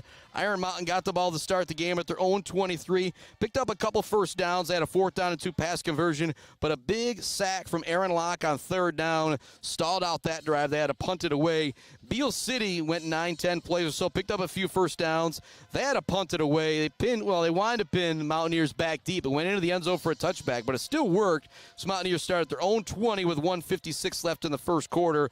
Went 3 and out. Then Beal City, probably their best drive of the game, a big 3rd down run from Garrison Zucker, kind of put them in scoring position as they started at the Iron Mountain 39-yard line after a nice Owen McKinney punt return. They ultimately turned it over on downs. Then the Mountaineers got it back at their own 23. There's a pass interference on the very first play of the drive to give them some yardage, and then an offsides on 4th down when the Mountaineers were lined up to punt. They gave them a first down. They had a touchdown on the wheel route from Martela that made it 7-0. Then it was a fumble on the kick return that sent it right back to the Mountaineers at the Aggie 35-yard line. But if you've been listening, the Mountaineers definitely kind of wasted some timeouts, and it really cost them. And a big score update coming. Harbor Beach is down to Fowler, 13-0. Harbor Beach has blasted everybody in the playoffs, and looking at Fowler and McBain, that could be a very even matchup next week with the Aggies. And so big time there. Big shout out Dave McKinney giving me that update. We'll continue to update you on that as well. But right now, it is 7-0. The Mountaineers lead Beal City at the half, but with that big 4th down, wasn't a 4th down stand. It was still kind of a goal line stand to take us into the half from Beal City. But that stop, I think, kind of has the momentum on the side of the Aggies going towards the second half. And we'll be back with that second half after this week in MHSA Sports. And a shout out from our sponsors. Second half coming up. Beal City trails 7-0, but still a whole second half of football coming up on the Mid-Michigan Sports Network. Bill's Custom Fab can handle any job you need, from large-scale steel building projects to fixing your favorite stainless serving pan. Bill's Custom Fab can weld and fabricate anything. Call today at 989-772-5817 or stop by on Gover Parkway in Mount Pleasant. Good luck to all of our local athletes from Bill's Custom Fab. Jenna Gates and Kyle Gates here. We are the 5th generation with Gates Drilling and Service. We've been serving our friends and neighbors in Michigan since 1893. We have the latest and greatest well drilling technology, allowing us to put in wells where others can't. Lake lots and tight spaces are no problem. From our family to yours, thank you, and call at 989-772-7841 for all your well drilling and service needs. Gates Drilling and Service, where Gates goes, water flows.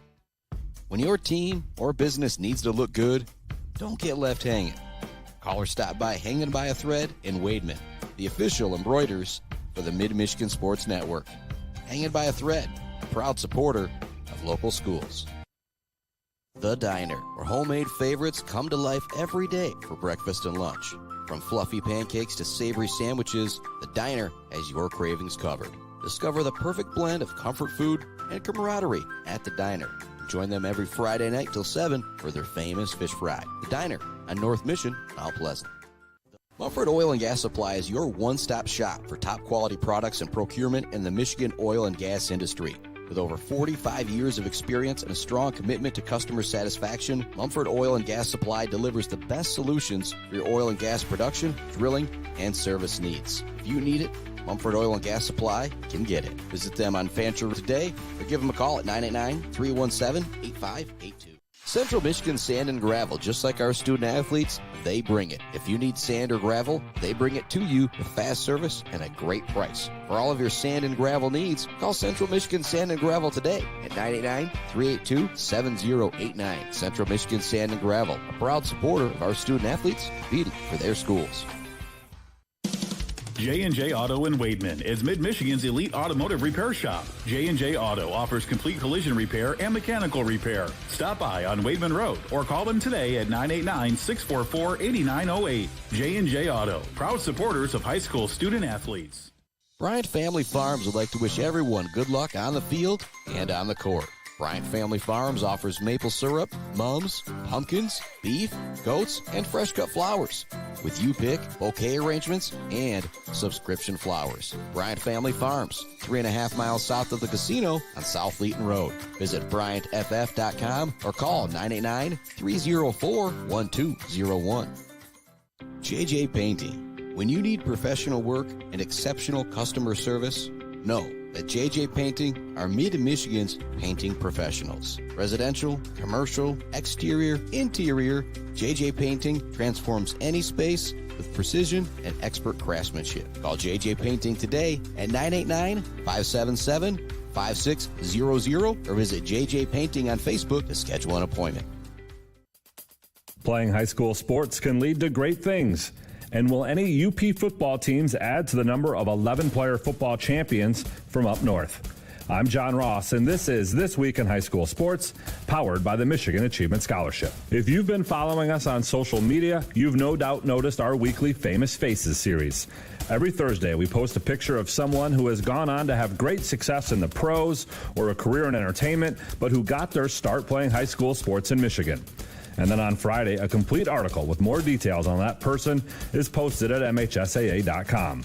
So far this year, we've highlighted the great actor, James Earl Jones, who played basketball at Dickinson High School in Brethren. The only member of the World Golf Hall of Fame who played high school golf in Michigan is Meg Mallon from Farmington Hills Our Lady of Mercy. Mallon placed second at the 1980 Lower Peninsula Open Class Girls Final.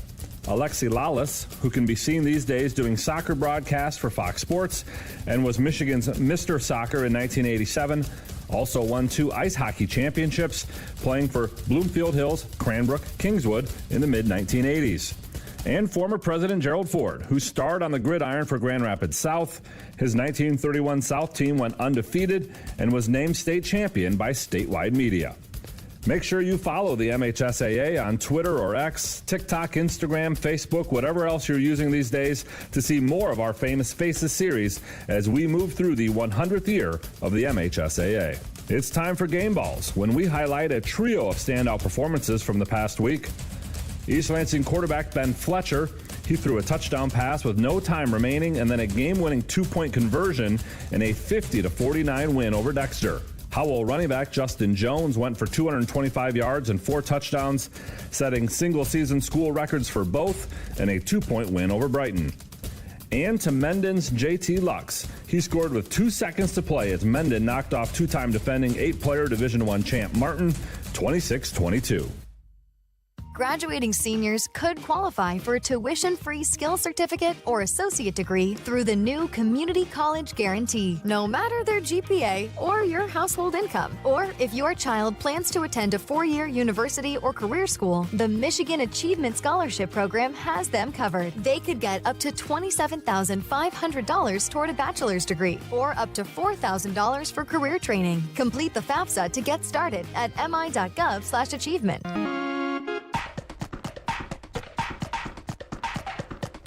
Our weekly Be the Referee feature takes a look at the fine art of officiating with registered official Paige Winnie. We're on the volleyball court for today's You Make the Call. Team A serves the ball over the net. Team B's number 9 passes or bumps the ball towards the net, where number 2 tips it over for a point. But number 2 is a back row setter and moved to the front row on the serve. Is this a legal play? If you said it depends, you are correct. A back row setter can move to the front row and play the ball over the net as long as the entire ball is not above the net. If the ball is completely above the net, then the back row setter is not allowed to play it over the net from the front row. Thanks, Paige. Now more than ever, we need officials. If you're interested, please go to the MHSAA website now to register. One other famous face we've highlighted is Escanaba's Kevin Tapani. He pitched in the major leagues for 13 years, winning a World Series with the Minnesota Twins in 1991. Tapani was inducted into the Upper Peninsula Hall of Fame in 2012 and is a member of the Minnesota Twins' 50 all-time greatest players. At Escanaba, he played quarterback and safety on the football team and led the Eskimos to the 1981 Class A title. Escanaba defeated Fraser 16-6 at the Silverdome that year. That is the last time a team from north of the bridge has won a football title in the MHSAA's largest division, either Class A, Class AA, or Division I. Since the advent of the MHSAA football playoffs in 1975, 22 teams from the UP have won a title in 11-player. 6 schools have won multiple titles, with Ishpeming leading the way with 5 championships, their latest coming in 2015. Crystal Falls Forest Park, Norway, Iron Mountain, Menominee, and Lake Linden Hubble are the others with multiple 11-player titles from the UP. 2 UP teams remain in this year's 11-player tournament, Menominee and Iron Mountain. Check scores and pairings by going to MHSAA.com and clicking football. You've been listening to This Week in High School Sports, powered by the Michigan Achievement Scholarship, a production of the MHSAA Network. Thanks for joining us. I'm John Ross, and we'll be back next week.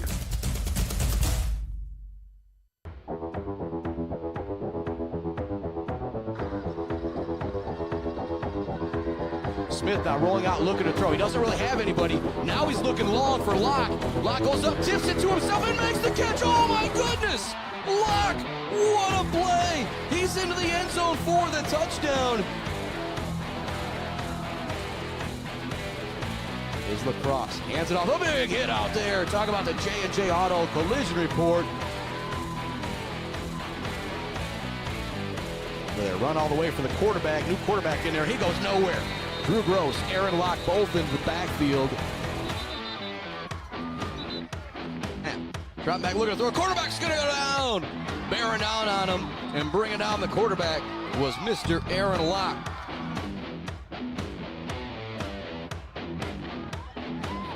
Cook is on the ground. It's blocked by Hunter McDonald. McDonald gets back there to block it. It's picked up by Aaron Locke. He's in. Touchdown, Beal City. Oh, my goodness.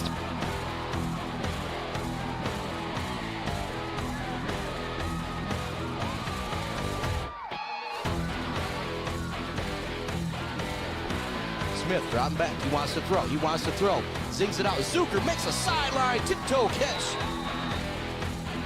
Sheehan. Ready to throw. Ready to throw. Nice spin move from Hunter McDonald. The ball's loose. The ball's loose.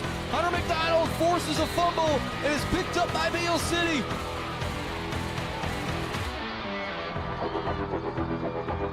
handoff to Drew Block. He gets some great lead blocks, and another one from Wilson. He's into the open field, gets away from another man. Touchdown! Drew Block!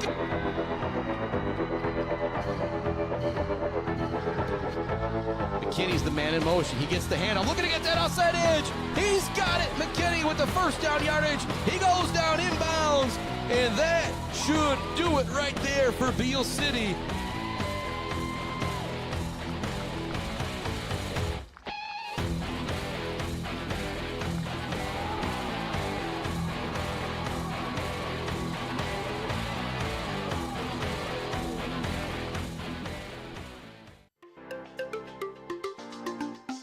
For over 4 decades, ENS Graphics has delivered confidence, trust, and peace of mind by providing their customers with expert service and using state-of-the-art technology. We all know in sports, what's on the inside counts the most. But when it comes to your business, school, organization, what's on the outside does matter.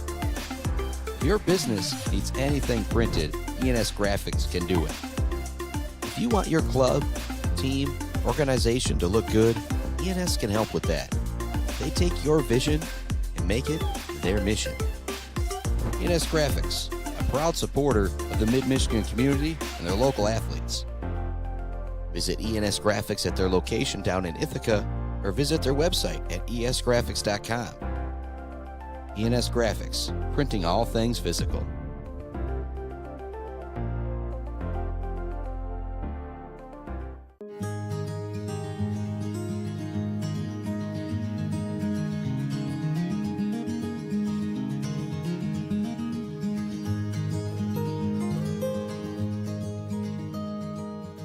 Hey guys, it's Tanya from Clark Modular Homes. I'm here to talk to you today about who we are and what we do. Clark's opened in 1983 and has been centrally located right here in Mount Pleasant, Michigan. We have one of the largest display centers with around 12 to 15 homes on display all year round. We have a fully experienced staff. We also have an in-house project manager who can pull our permits and coordinate our job from start to finish. We are proud to have an A+ rating with the Better Business Bureau. We are our own contractor, making it a one-stop shop for you for your home building needs. As the owner would say, we can do it all.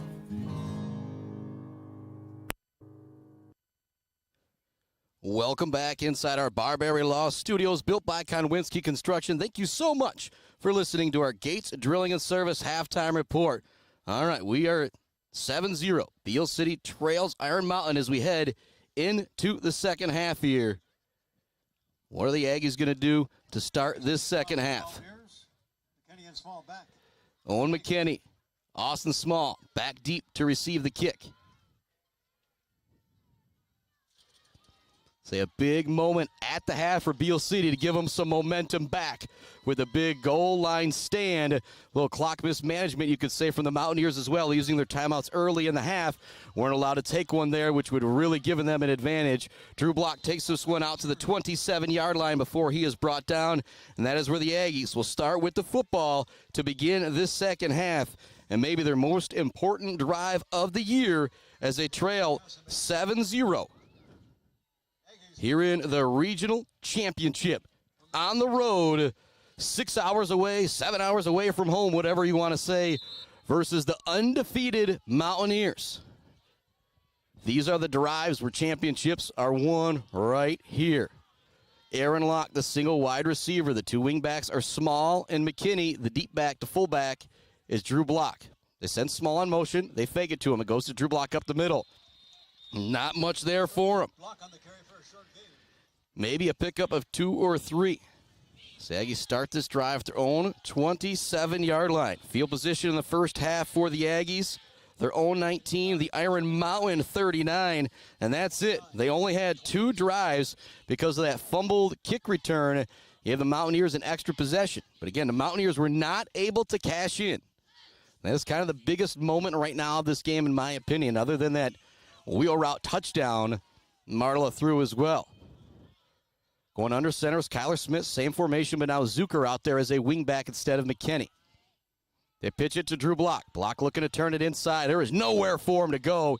He's going to be brought down near the original line of scrimmage. And Iron Mountain coming up, pumped up defensively here in the second half. Actually going to give him a solid spot on the far side of the field and say picked up a couple. See if the Aggies go to the air here on this third down. Smith coming in with the play. And part of me wants to say I'm surprised they haven't gone to the air a bit more here. But think about it, in that first half, they only ran 15, 16, 17 plays or so. It's Locke, it's Gatro lined up at wide receiver. 3 wingbacks. It's kind of an empty set now for Kyler Smith, or as empty as Beal City gets with those wingbacks. McKinney goes in motion, they fake it to him. Looking long, it's Gatro, it's tipped, what a defensive play! Oh my goodness! Braden Casson with a great defensive play to tip it away. Great job by Casson. Staying patient, playing the football, not the man. Trying to knock that one away, and now it's a definite punting situation to start the second half for Beal City.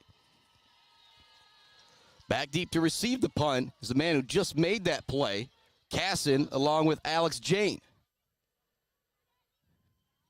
Jane had that touchdown on the wheel route earlier for the Mountaineers. Elias. Back deep to punt this one away for Beal City. Big moment in this game.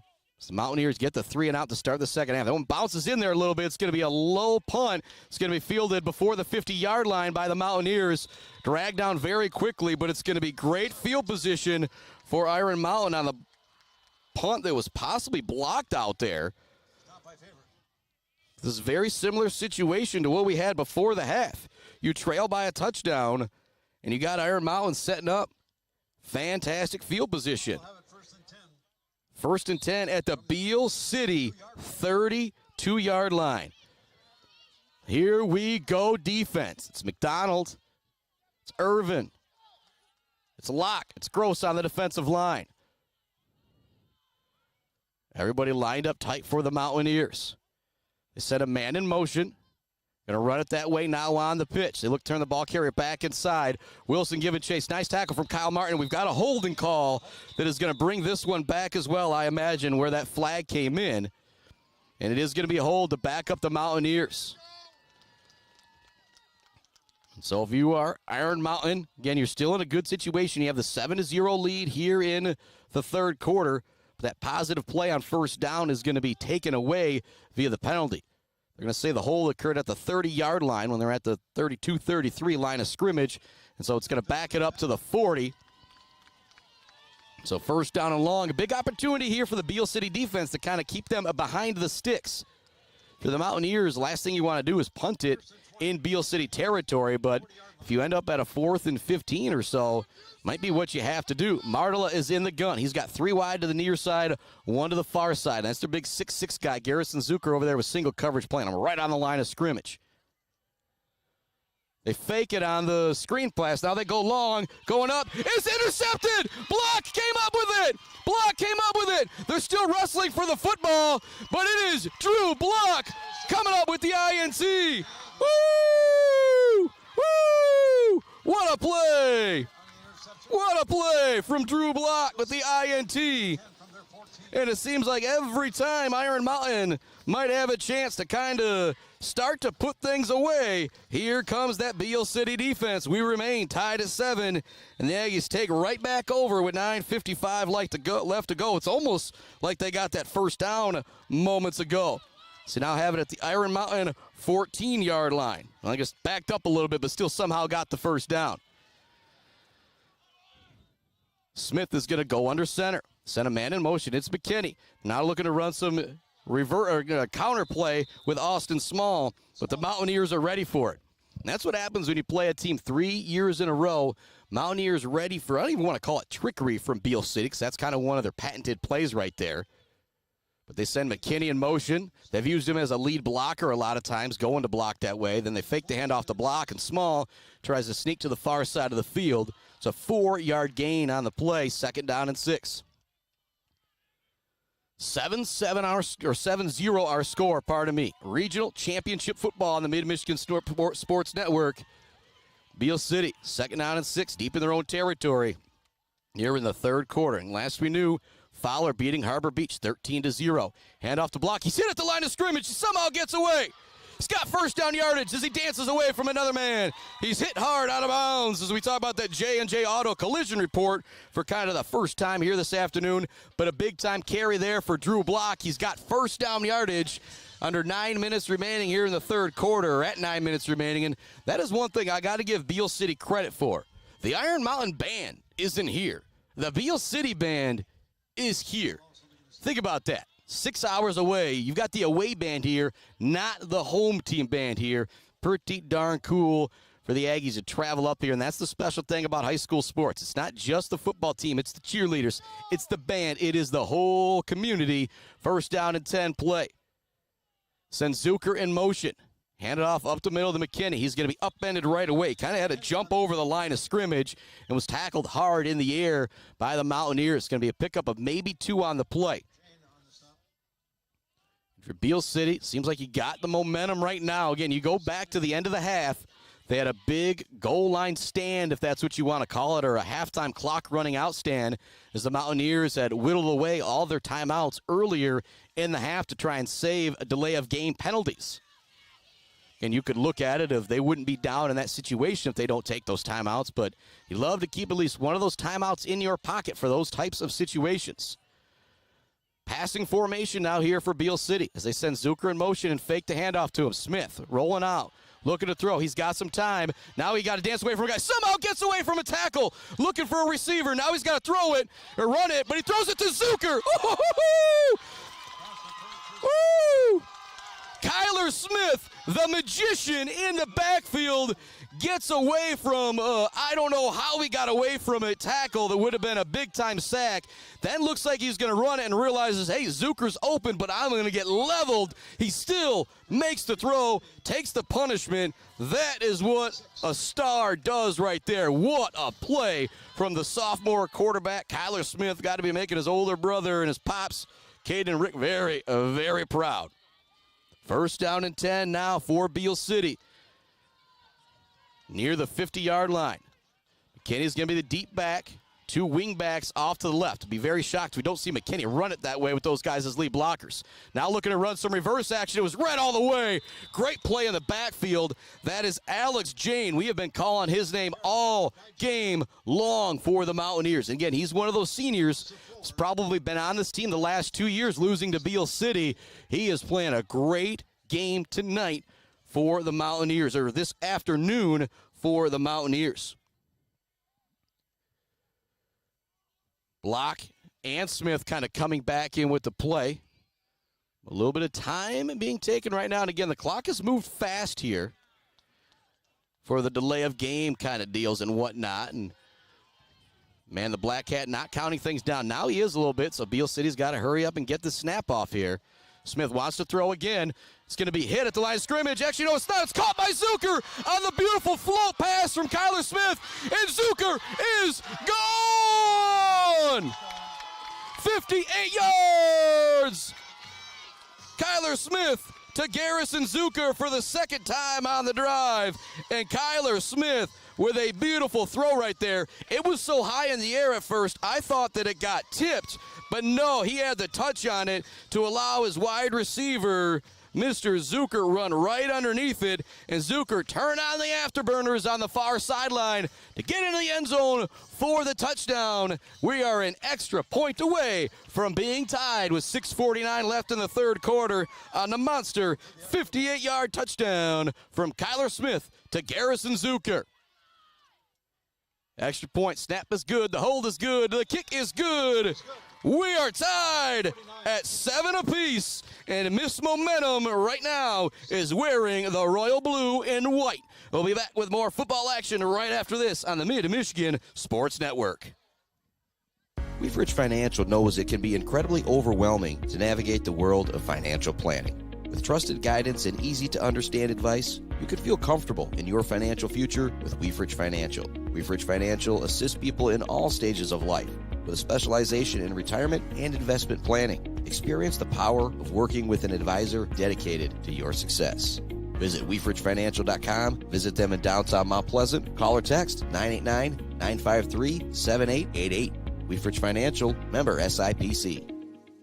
The Bird in downtown Mount Pleasant, open every day but Sunday for lunch and dinner. Delicious pizza, the world-famous Bird Burger, handcrafted, fresh-baked subs, many apps, and much more. There's something for everyone at The Bird in downtown Mount Pleasant, where friends gather like family. The Bird, supporting high school sports in mid-Michigan for nearly 100 years. Let's head back to the action on the Mid-Michigan Sports Network. Welcome back to the Mid-Michigan Sports Network. Yeah, if you're a little bit more bass in my voice, you see the scoreboard. We are now tied at 7 with 6:49 left in the third quarter on the long touchdown toss from Kyler Smith to Garrison Zucker. Kickoff from Kyle Martin's going to be fielded at the 10-yard line. Trying to find some room is the returner. He's got some across the 35-yard line before he's upended by Martin and Eric Elias. That's Braden Casson with the return there. Casson's had a really good game for Iron Mountain. He's played some good defense. He had a fantastic pass breakup earlier in the game that possibly saved the touchdown for Iron Mountain. 6:42 left to go. Iron Mountain has it at their own 40-yard line. Aggies just went 86 yards in 6 plays. Mountaineers now trying to answer back to take the lead back. So now tied at 7 apiece here in this regional championship. Handoff, ball carrier looking for some room. He's upended by Drew Block, and a great hustle from Hunter McDonald. He's also showing some great sportsmanship out there as he helps up the ball carrier as well. 2nd down and 5, a decent carry there on the run from Alex Jane. Yeah, we are tied at 7 apiece after the long touchdown toss from Kyler Smith to Garrison Zucker. And what's crazy is that was not the most impressive play from Kyler Smith on that drive. He had a magician move in the backfield to somehow stay on his feet. Then it looked like he was going to have to run it for no gain. And at the last second, he pulled it down and found a Zucker for the first down. Quick throw to the outside. Zucker there with the tackle in the backfield. It's going to bring up 3rd down and long for the Mountaineers. And right now, as I said, Miss Momentum is wearing that blue and white, not the black and yellow. And again, as I hear the Beal City band, once again, I cannot help but think, you look at how well Beal City traveled here, and I look down at the Iron Mountain stands. There's no band down there for Iron Mountain. There might be about the same amount of people here from Beal City as the Mountaineers.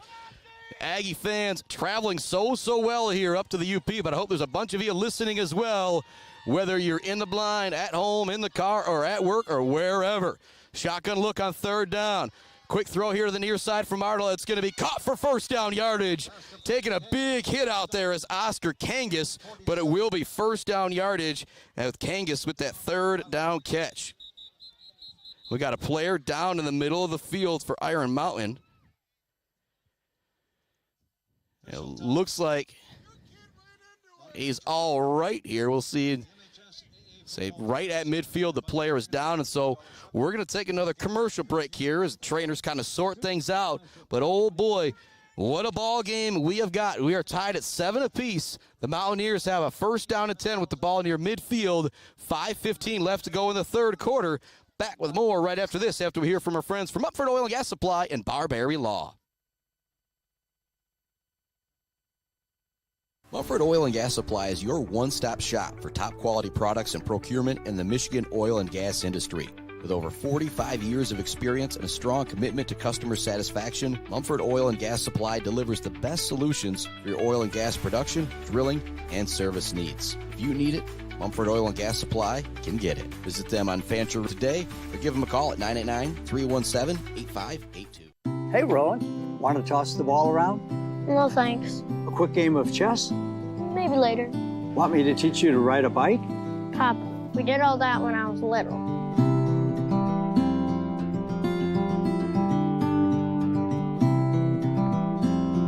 I guess you're right. Marbury Law's kept me so busy, time has just flown by. There is one thing, though. You got any cookies? Thought you'd never ask.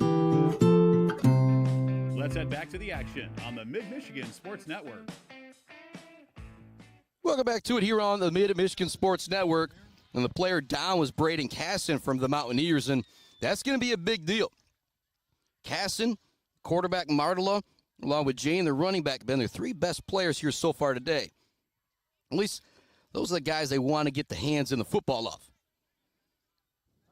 And last we knew, Fowler was on top of Harbor Beach. The winner of this game plays the winner of that game in the Division 8 semifinals. First down and 10 now for the Mountaineers after that third down catch from Kangas. But now missing one of their key players in the backfield. See how they adjust. They're lined up tight with two running backs. They hand it right off up the middle. Great tackle out there from Wyatt Wilson. Wyatt Wilson has not let anything by him. If you're going to run it up the middle, you are going to be hit by number 50, and you are going to be hit hard.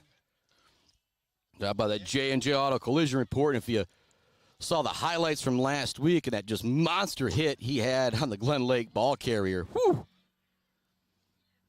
Martela is in with the play. On the sideline, looking okay on his feet, but getting the head checked out is Mr. Casson. Second down and 7. Two running backs in the backfield. They're lined up tight once again for Iron Mountain. They want to throw it. They're looking to go long. There's a receiver out there. It's incomplete. Just overthrown. Looking for Evan Copley. Been waiting for him to go to the big 6'6" Charlie Baldridge as well. And you've also got 6'2" Krackenberger out there, 6'2" Casson. So you got some size out there for Iron Mountain. Again, you got the leapers out there. Zucker, McKinney, Block, Martin, Gatrill, not easy. Big third down play here coming up. Probably 4 down territory for the Mountaineers. Unless you want to back up Beal City, but it's 3rd and 7. If they pick up 3, possibly 4 here, would not be surprised to see the Mountaineers go for it on 4th down. There's going to be 3 wide to the far side of the field, 1 here to the near side on this 3rd down play for the quarterback Martela. He's also got a running back in the backfield. He wants to throw. He wants to throw. It's single coverage out there. Drew Block knocks it away. 4th down. And so a big decision here. I imagine they're going to punt it. But a big 3rd down pass breakup there from Mr. Block. Beal City, the last time they had it, a couple big pass plays from Smith to Zucker. See if that stretches out the defense a little bit. And again, if Casson's not out there defensively, that's going to be a big-time miss for Iron Mountain. It's small. It's McKinney back deep to receive. Here comes the punt from Kangas. It's a really nice high punt. McKinney's going to call for a fair catch at the 11-yard line. But if you're Beal City, you don't care. You don't care because you got the football. The game is tied. You have a chance to take control of this game here. It's like the game is starting over with 12 minutes and so 16-18 left in a game, and we're scoreless, you could say, as we're tied at 7 apiece with 4:18 left to go in the third quarter. The Aggies take over at their own 13-yard line. First time the Aggies had it, they went 3 and out. It was a great defensive tip from Casson. Second time they had it, Kyler Smith, a couple big pass plays, including a 58-yard touchdown toss to Zucker. Sophomore quarterback's going to go under center. Drew Block is the deep back. 2 wing backs out there along with a wide receiver that is Aaron Locke. Looking to run the misdirection here to Austin Small. Makes one man miss. Now another man miss. He's into the open field. Ooh, a touchdown saving tackle out there from the Mountaineers. That was a big-time play from Colin Punzel, but also a big-time play from Austin Small as he moves the chains. Now all the way out to 35 after the 20-yard or so run here. This next snap will be taken with under 4 minutes left in the third quarter. Right now, again, missed momentum since the second half has been wearing the blue and the white. Keep things rolling if you're Beal City. I think they're going to be a good situation to win yet another regional championship in the school's storied football past. Block gets the handoff up the middle. Knows he's going to be hit, so did a good job kind of turning that shoulder to protect the football.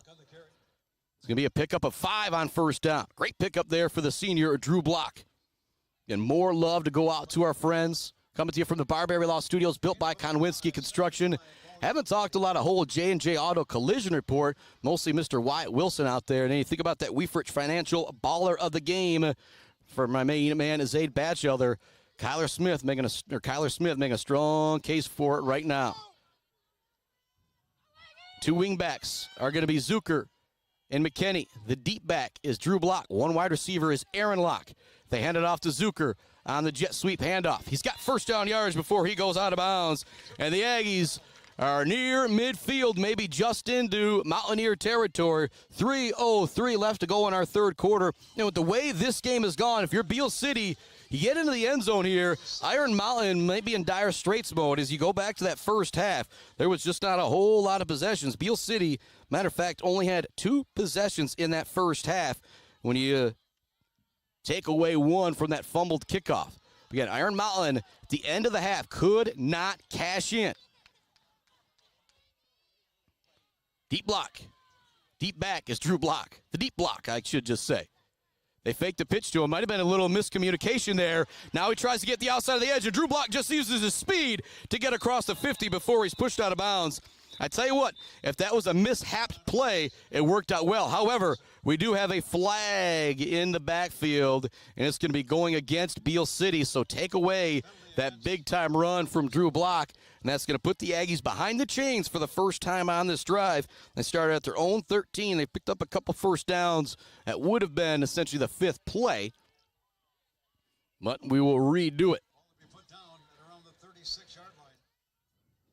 First and a mile now for Beal City. Again, not a situation to worry about. The Aggies are very capable picking up 8-10 yards on the ground here and then facing a very manageable second down situation. Officials telling the clock guys to get it rolling after the chains are set. 2:45 left, third quarter. Tied 7 apiece in the regional championship. What more would you want? Block is the deep back. 2 wing backs lined up to the left of Kyler Smith.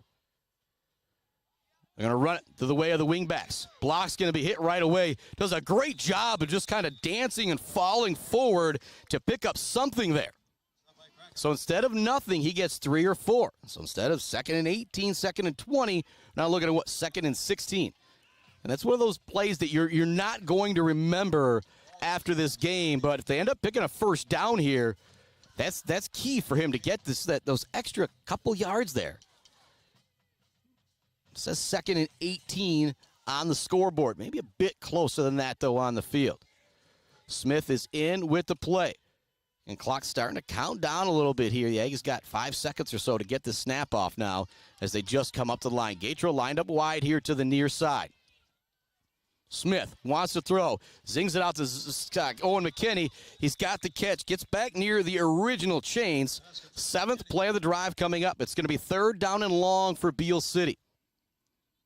This is a tough spot here if you're Coach Gross. You pick up 4 or 5 here. I don't know what you do on 4th and 5 if you pick up a little bit here. So I think we'll see Beal City go to the air here, try and pick it all up. If they don't get it, I think they're going to punt the ball away.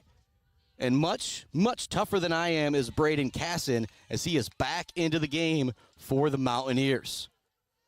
3rd down and 11. And no matter what happens here today, we will have more playoff coverage for you next week. It might be scary, but I'm going to try and do that audio-only volleyball. See, Irish girls are in the state quarterfinals, but I'm hoping we've got more football coming up next week as well. Drew Block gets in of a big hole up the middle. A hole so big, you can drive a Clark Modular home through it, and he is gone. Drew Block, 45 yards. There are no flags. Woo! 45-yard tutty for Mr. Drew Block, and I'll say it again, that hole was so big you could drive a Clark Modular home through it. Shout out to Sienkiewicz, Irvin, Faber, Beitler could have been out there, Upton, Leonard, Federico, what a job by the line there to spring Drew Block for the 45-yard touchdown run on 3rd down and long. Sound familiar? It was 3rd and 18 last week when Drew Block had the long touchdown run to put Beal City up 21-7 at that point versus the Lakers. The extra point from Mr. Martin is up, and it is good. It is 14-7. Beal City with 1:33 left to go in the 3rd quarter. And I'll say it again, Miss Momentum right now is rocking the blue and the white, not the black and the yellow. We will keep our broadcast right here, 1:33 away from the 4th quarter. And oh boy, what a 3rd quarter for Beal City. You come out, you go 3 and out. You get the interception from Mr. Drew Block. Then you go 86 yards in 6 plays, a 58-yard touchdown toss from Kyler Smith to Garrison Zucker. Then Iron Mountain puts together a little bit of a drive. A big third down catch from Kangas. But then Block has the third down pass breakup. And after the Aggies get it back, it's 7 plays again, a couple first downs, a 45-yard touchdown run from Drew Block on 3rd and long, just like last week. And it is now 14-7 for the first time today in this regional championship game. Beal City has the lead. 1:33 left to go in the third quarter in our regional championship. Aggies win here. It's a state semifinal at a neutral site next week versus the winner of Fowler and Harbor Beach. Last I knew, Fowler was up 13-0 in that game. Kickoff is fielded at the 11-yard line by the Mountaineers. It's Casson back out there again. He's a lot tougher than I am. He's brought down at the 35-yard line. So you're Iron Mountain, this is the first time you kind of come out. You're not in dire straits mode, but with 1:27 left in the third, if this isn't your last possession, the next one might be. Martla comes in with the play. Him and Kyler Smith, both been warriors at quarterback for each of these teams. Running the show, taking some hard hits. Shotgun look for Martla. He's got one wide receiver to his right. You could call it trips to his left, but you could also call them tight ends if you want to run it that way as well, and they will. Drew Block does a great job taking the blocker with them to help bring down the ball carrier, and just not strong running in the backfield there as Jane kind of lost his footing. It's going to bring up 2nd down and long for the Mountaineers. And again, the clock is running. We're almost under a minute remaining here in the third quarter. Our Aggies lead it here in the regional championship, 14-7. What a battle it has been with these two teams. Game that went to halftime with Iron Mountain leading 7-0, but Beal City coming up with a big stop at the end of the half. Mountaineers are going to line up tight here on this 2nd down. 2 running backs behind the quarterback, Martla. They fake it. Martla rolling out to his right, looking to throw. Giving chase is McDonald. Giving chase is Gross. Now Locke. Locke looks to bring him down. He can't do so. It's run all the way from Martla. Gatrell is there to help bring him down. And so that's going to bring up 3rd down and long. Great coverage downfield from Beal City. And Drew Gross did such a solid job on the far side of the field. Martla was rolling out looking to throw. Gross was kind of there for the coverage for a second. Seemed like maybe he shifted it off, knew there was somebody behind him, then started chasing the quarterback. That's what made Martla reverse field, and then he didn't have anybody to throw it to. Did a fantastic job to pick up something, and that will bring us to the end of the third quarter. Regional championship football on the Mid-Michigan Sports Network. Beal City leads it 14-7. Back with more right after this. Value is not just a price. When you buy something for your home, it's an investment. Knowing that you're getting a great deal and service after the sale is priceless. At Woods Household, we only carry quality products for your home at competitive prices. Furniture that is attractive and durable. Comfortable mattresses that last for years. Flooring that stands up to wear and tear. These are all products that last by trusted name brands like FlexSteel, Serta, Whirlpool, and many more. So shop the Woods way. Weber Brothers Sawmill has been in the sawmill and logging business since 1950. Weber Brothers Sawmill buys standing timber and logs all over central and northern Michigan with National Hardwood Lumber Association certification. You can be assured of a professional job, from the marking and cruising of your woods through the harvest. Weber Brothers Sawmill is a proud supporter of our local high school student athletes. Let's head back to the action on the Mid-Michigan Sports Network. Start of the fourth quarter. Regional championship football. Beal City leads the Mountaineers 14-7. Big shout out to my main man, Terry Hesbrook. B4 Foundation let me know that Fowler now leads 19-7. Also, North Muskegon leads Menominee 7-0. Millington leads Pewamo 21-0. Again, big shout to Terry Hesbrook, B4 Foundation, giving me those updates. If you or anybody struggling with any mental health out there, go to b4foundation.org and check out some of the resources that are available for you. And I just don't know what to say to Terry other than he's talking about the worst moment of his life to make sure it doesn't happen to other people. So I just commend him so much. And if you want someone to talk to your school about mental health, I couldn't recommend anybody better than Mr. Terry Hesbrook. Pump fake now, looking to go long as Martella. He's got the wheel route once again. It is caught for first down yardage by Alex Jane. A big, big time conversion there for the Mountaineers. Don't want to say they stay in the game with that catch, but they move the ball into Beal City territory. Maybe you feel a little bit more comfortable now. But again, if you're Beal City, you come up with one stop here and put together a little drive. Woo, boy, we could be heading to state semifinals. Again, Fowler currently leads Harbor Beach. Last couple years when it was Ubley, that game was in Mount Morris. Fowler, woo, that could be pretty nice. We could be looking at maybe a Jason McIntyre, Mount Pleasant High School for that one with those two schools, maybe down in Elma somewhere. Two wide receivers to the left for Martella. Now they want to run the reverse. It's read by Elias and a couple other Aggies. It is Wyatt Wilson. It's Pops. Wes Wilson from WW Construction is awfully proud on that stop. And man, talk about the Weber Brothers Sawmill timber of the game. Mr. 50 out there. Seems like he has 50 tackles in this game. The sophomore, Wyatt Wilson, playing the game of his life defensively here in the state quarterfinals with a regional championship on the line. Again, both of these teams have already raised a trophy. They look to raise another one here today, and then after that, there's only one more trophy left, and we all know what that one is.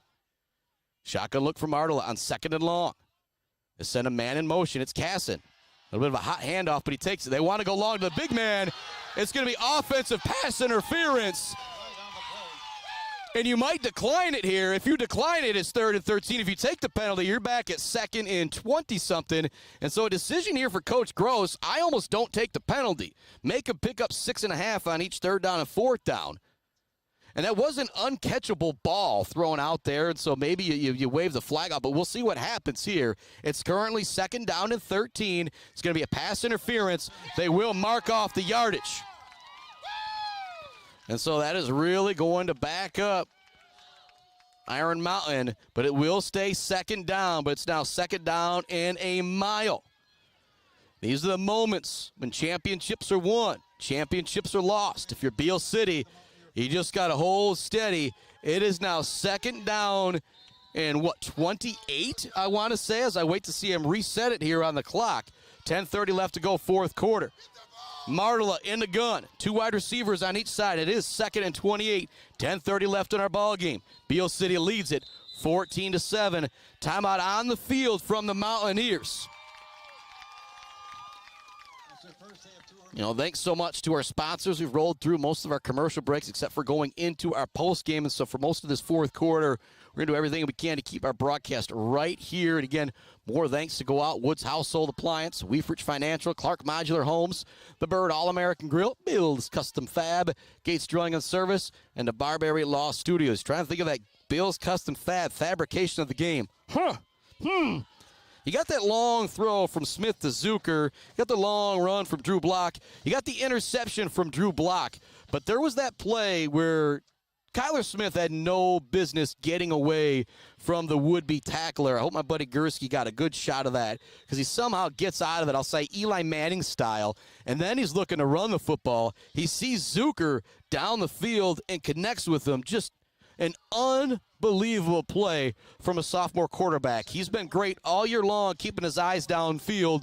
But that one was at a special moment and a special game, a regional championship, and then he follows it up with a long touchdown toss. Stuck that Bill's Custom Fab fabrication of the game. Think about our Zaid Batchelder, baller of the game. Hand him up the middle, nowhere for the ball carrier to go. It's going to be 3rd and 30. Gatrell in the backfield along with a couple of other Aggies to help bring down the ball carrier. 3rd and 29, they say.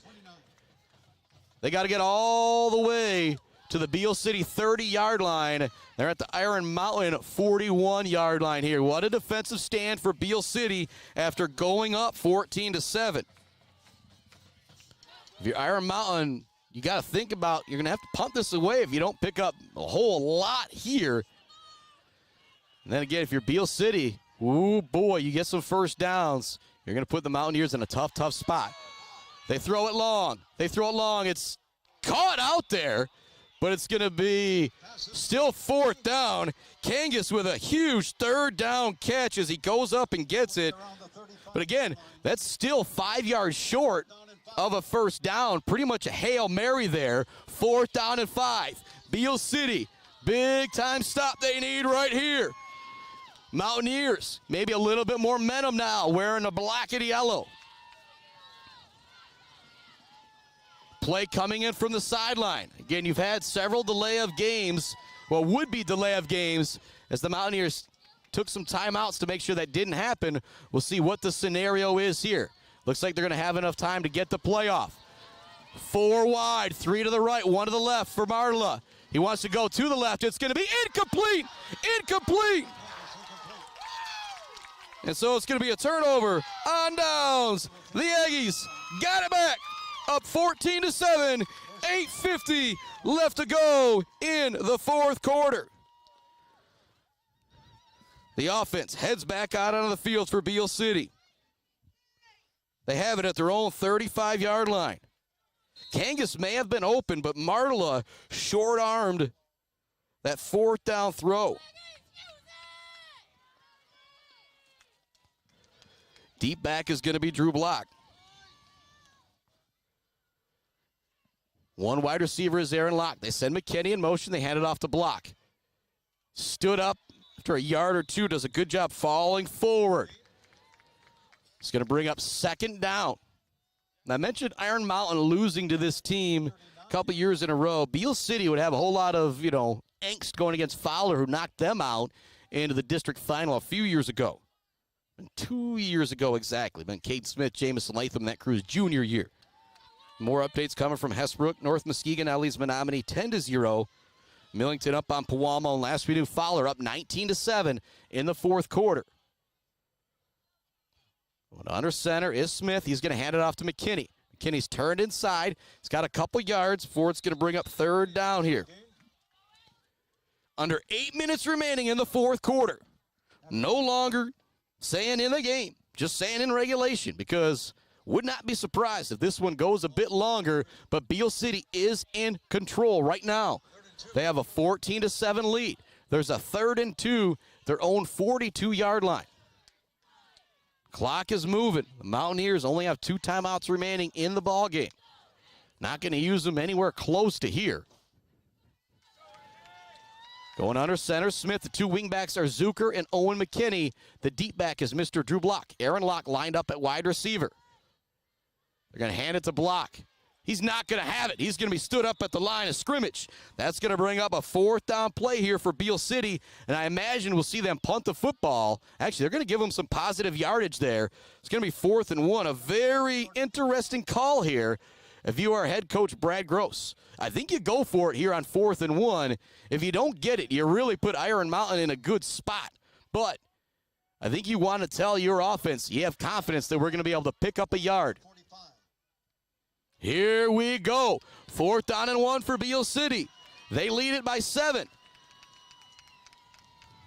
They're going to put the first nail in the coffin here maybe if they pick up this 1st down.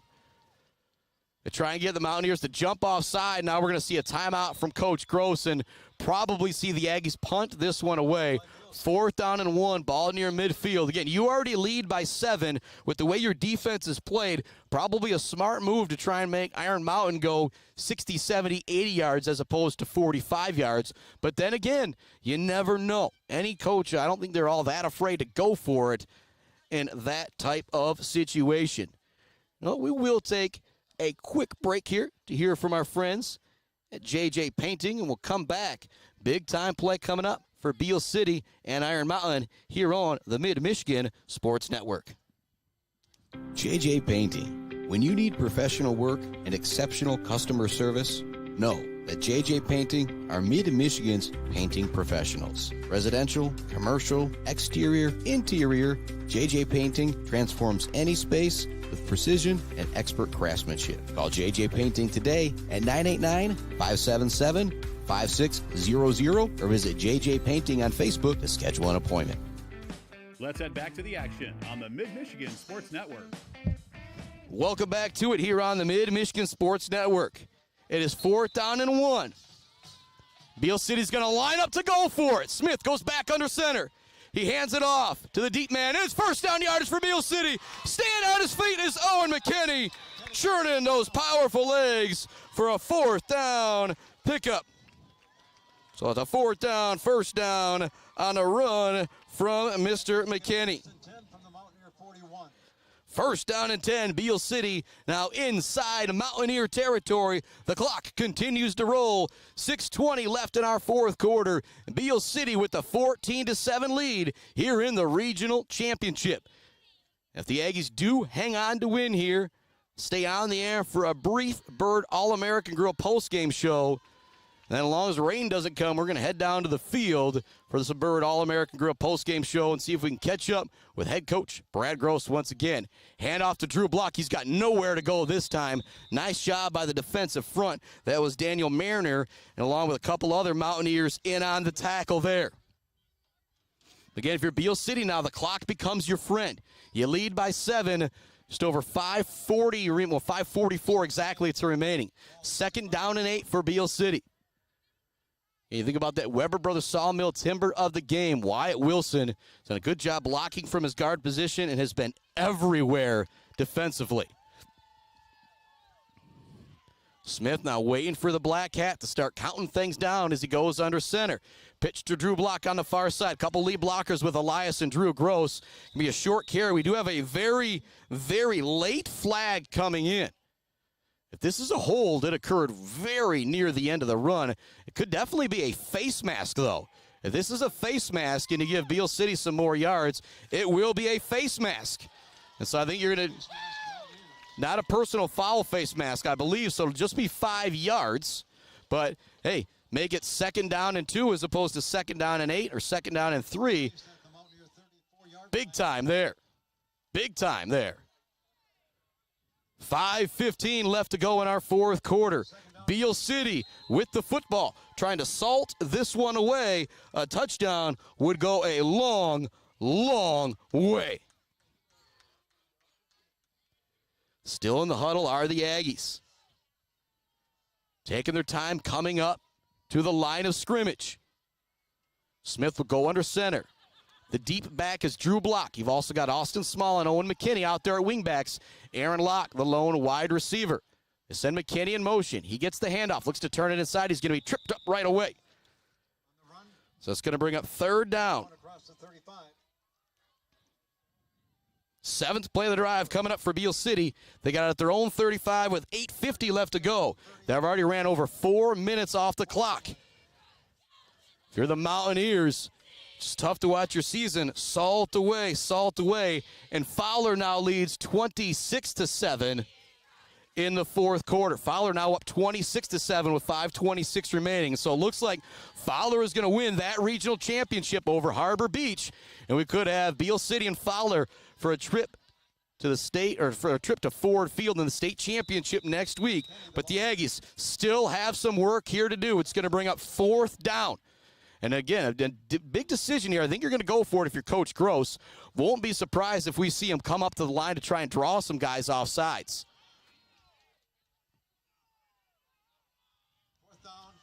4th down and 3.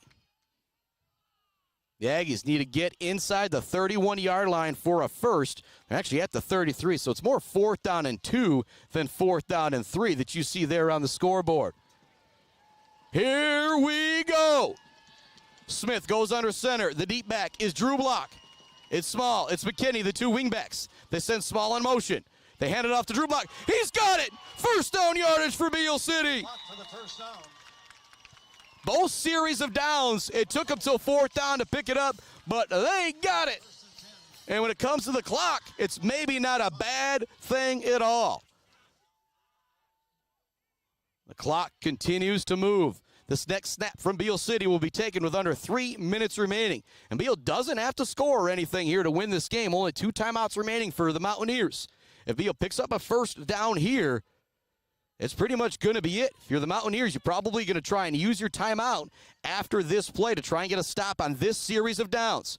Again, the Mountaineers were up 7-0 at the half. Had a chance to go up 14-0, maybe 10-0 going into the half. Used all their timeouts early in the game, so they didn't have any to take late. So that just kind of stalled things out. Beal City came up with that goal line stop at the half. And there is the timeout taken by the Mountaineers. It's 2nd down and 8. And so this is the series of downs for the Mountaineers. And the other thing, too, if you're Beal, you are now getting in the range of the senior kicker, Kyle Martin. If Martin is able to send a field goal through the uprights, that will make this a 2-score game. And that would pretty much make it all for naught if you are the Mountaineers. What a ball game it has been. Beal City only had the ball 2 times in the first half, and then, heck, they've only had it 4 times here. Only 6 possessions for Beal City. They've been able to score on 2 of them, threatening to score here on a 3rd. And more love to go out. Possible for me to be here at these games because some of our friends, Pier Plumbing, Joe Wetworth, Bryce Updegraff, Braden Realty, Robin Stressman and Associates, the official embroiderer of the Mid-Michigan Sports Network, hanging by a thread, Isabella Bank, Bryant Family Farms, closed for the season, but get a hold of them online, give them a call to get your subscription flowers going this next spring. Also our friends at All Seasons Fireworks, The Diner, Block Electric, Central Michigan Sand and Gravel, and JJ Painting. And remember, Mount Pleasant Public Schools, one of the biggest employers in Isabella County. They are hiring bus drivers right now. They also need subs and parapros, and there is paid training for those bus drivers. 2nd down and 8 for Beal City. 2:34 left in the game. We're going to see another timeout after this play from the Mountaineers. Run up the middle for Drew Block. He's going to pick up 4 or 5. That was the 10th play of the drive for Beal City. There's 2:29 left to go. That is the last time the Mountaineers will be able to stop the clock on their own. So if you're Beal City, you got 2 plays to get 5 yards, or do you try kicking the field goal again? Tough decisions for Brad Gross to make. That is why he is a whole lot smarter. That's why he's also got that crew of Charlie Gross, Brad Ancliffe, Dan Martin, Justin Oswald, Jake Johnston, Jason McDonald, Hunter Smith, and Joe Clark. You got a crew like that to help you make those decisions. Makes things a lot easier. But again, what a crowd here for Beal City. And again, I'm not trying to hate on the Mountaineers, but the band is here for Beal City, 6 hours away. The band for the Mountaineers is not here on a Saturday regional championship football game. That tells you about the support these Aggies receive, whether it's the band, cheerleaders, or the players. Shout out to those bus drivers driving the buses up here for everybody as well, and everybody who got up here safely. 3rd down and 5. Smith goes under center. It's Drew Block as the deep back, pardon me. He's going to get the handoff. Fights forward. He has it! 1st down, Drew Block. That will move the chains. Iron Mountain cannot stop the clock again. That is the 3rd 1st down out of the drive on the 11th play that started at Beal City's own 35-yard line with 8:50 left in this 4th quarter. There is now 2:20 left in the 4th quarter, and the Aggies still have the football, and the Mountaineers cannot stop the clock. And again, my Spockman math is not even going to try as I look to see if I see Jen Bukovich around here. I don't know if you can start taking knees if you're Beal City.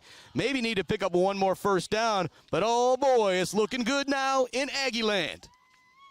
Smith goes under center, sends Zucker in motion. Zucker gets the handoff, turns that outside edge, dives on the ground at the 10-yard line for a pickup of 5, and the clock continues to churn. That was the 12th play of the drive for Beal City. And you talk about drives where championships are made. Woo, boy, you got the stop with 8:50 left in the 4th quarter. You got it at your own 35, and you're going to run the entire clock off. You're not going to give Iron Mountain a chance to get the ball back as I knock on wood here at Iron Mountain High School. Locke's going to remain the lone wide receiver. Elias out there as a wingback. You also have Zucker as a wingback, and the deep back is Mr. Drew Block. Send Elias in motion. He gets the handoff, looks to turn the corner, looks to pull it inside the 5-yard line, and he does. And if that's a 1st down, that will do it. Smith can take a knee. Waiting to see. They're not going to give him the 1st down. But it doesn't matter as we're under a minute remaining, and there is nothing Iron Mountain can do to stop this clock.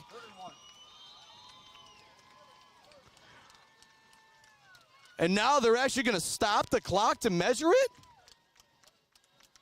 Ooh. That's kind of interesting right there that there's stop the clock to measure it. They actually waited maybe 5-10 seconds to measure it as well. But if you're the Mountaineers, clock is stopped. This is it. There's 48 seconds left to go. If it's a first down, this game is over, though. That's it! That's it! That's it! Woo! Woo! First down, Beal City, as you hear Brad Hancliffe and Dave McKinney behind me celebrating. The Aggies will take a knee and win a regional championship. Woo! What a game it was! As Beal City comes out in victory formation. And again, we'll have a brief Bird All-American Grill post-game show as we're going to get down on the field after they present the trophy. Go chat with Mr. Head Coach Brad Gross, and it's a request that I've gotten. I have a stick mic. You should be able to hear Mr. Brad Gross down on the sidelines this time as we continue to improve things here on the Mid-Michigan Sports Network. And oh boy, this is the type of victory where championships are built right here. Hard fought, 14-7, down 7-0 at the half. A big-time halftime stand, I'll just say it, to keep it at 7-0. And the Aggies are regional champions, 14-7 over Iron Mountain. We'll be back with our Bird All-American Grill post-game show right after this to put a bow on this one. It is the Mid-Michigan Sports Network. The Beal City Aggies, regional champions, 14-7. Back to wrap it up right after this. The Bird in downtown Mount Pleasant, open every day but Sunday for lunch and dinner. Delicious pizza, the world-famous Bird Burger, handcrafted, fresh-baked subs, many apps, and much more. There's something for everyone at The Bird in downtown Mount Pleasant, where friends gather like family. The Bird, supporting high school sports in mid-Michigan for nearly 100 years. Mount Pleasant Heating and Air Conditioning has been family-owned and serving mid-Michigan since 1962. They're dedicated to providing the best possible solution for your home or business. Mount Pleasant Heating and Air Conditioning is locally owned and supports our local community. For all of your heating and air conditioning needs, call Mount Pleasant Heating and Air Conditioning at 989-772-2881. For over 4 decades, ENS Graphics has delivered confidence, trust, and peace of mind by providing their customers with expert service and using state-of-the-art technology. We all know in sports, what's on the inside counts the most. But when it comes to your business, school, organization, what's on the outside does matter. If your business needs anything printed, ENS Graphics can do it. If you want your club, team, organization to look good, ENS can help with that. They take your vision and make it their mission. ENS Graphics, a proud supporter of the Mid-Michigan community and their local athletes. Visit ENS Graphics at their location down in Ithaca or visit their website at esgraphics.com. ENS Graphics, printing all things physical.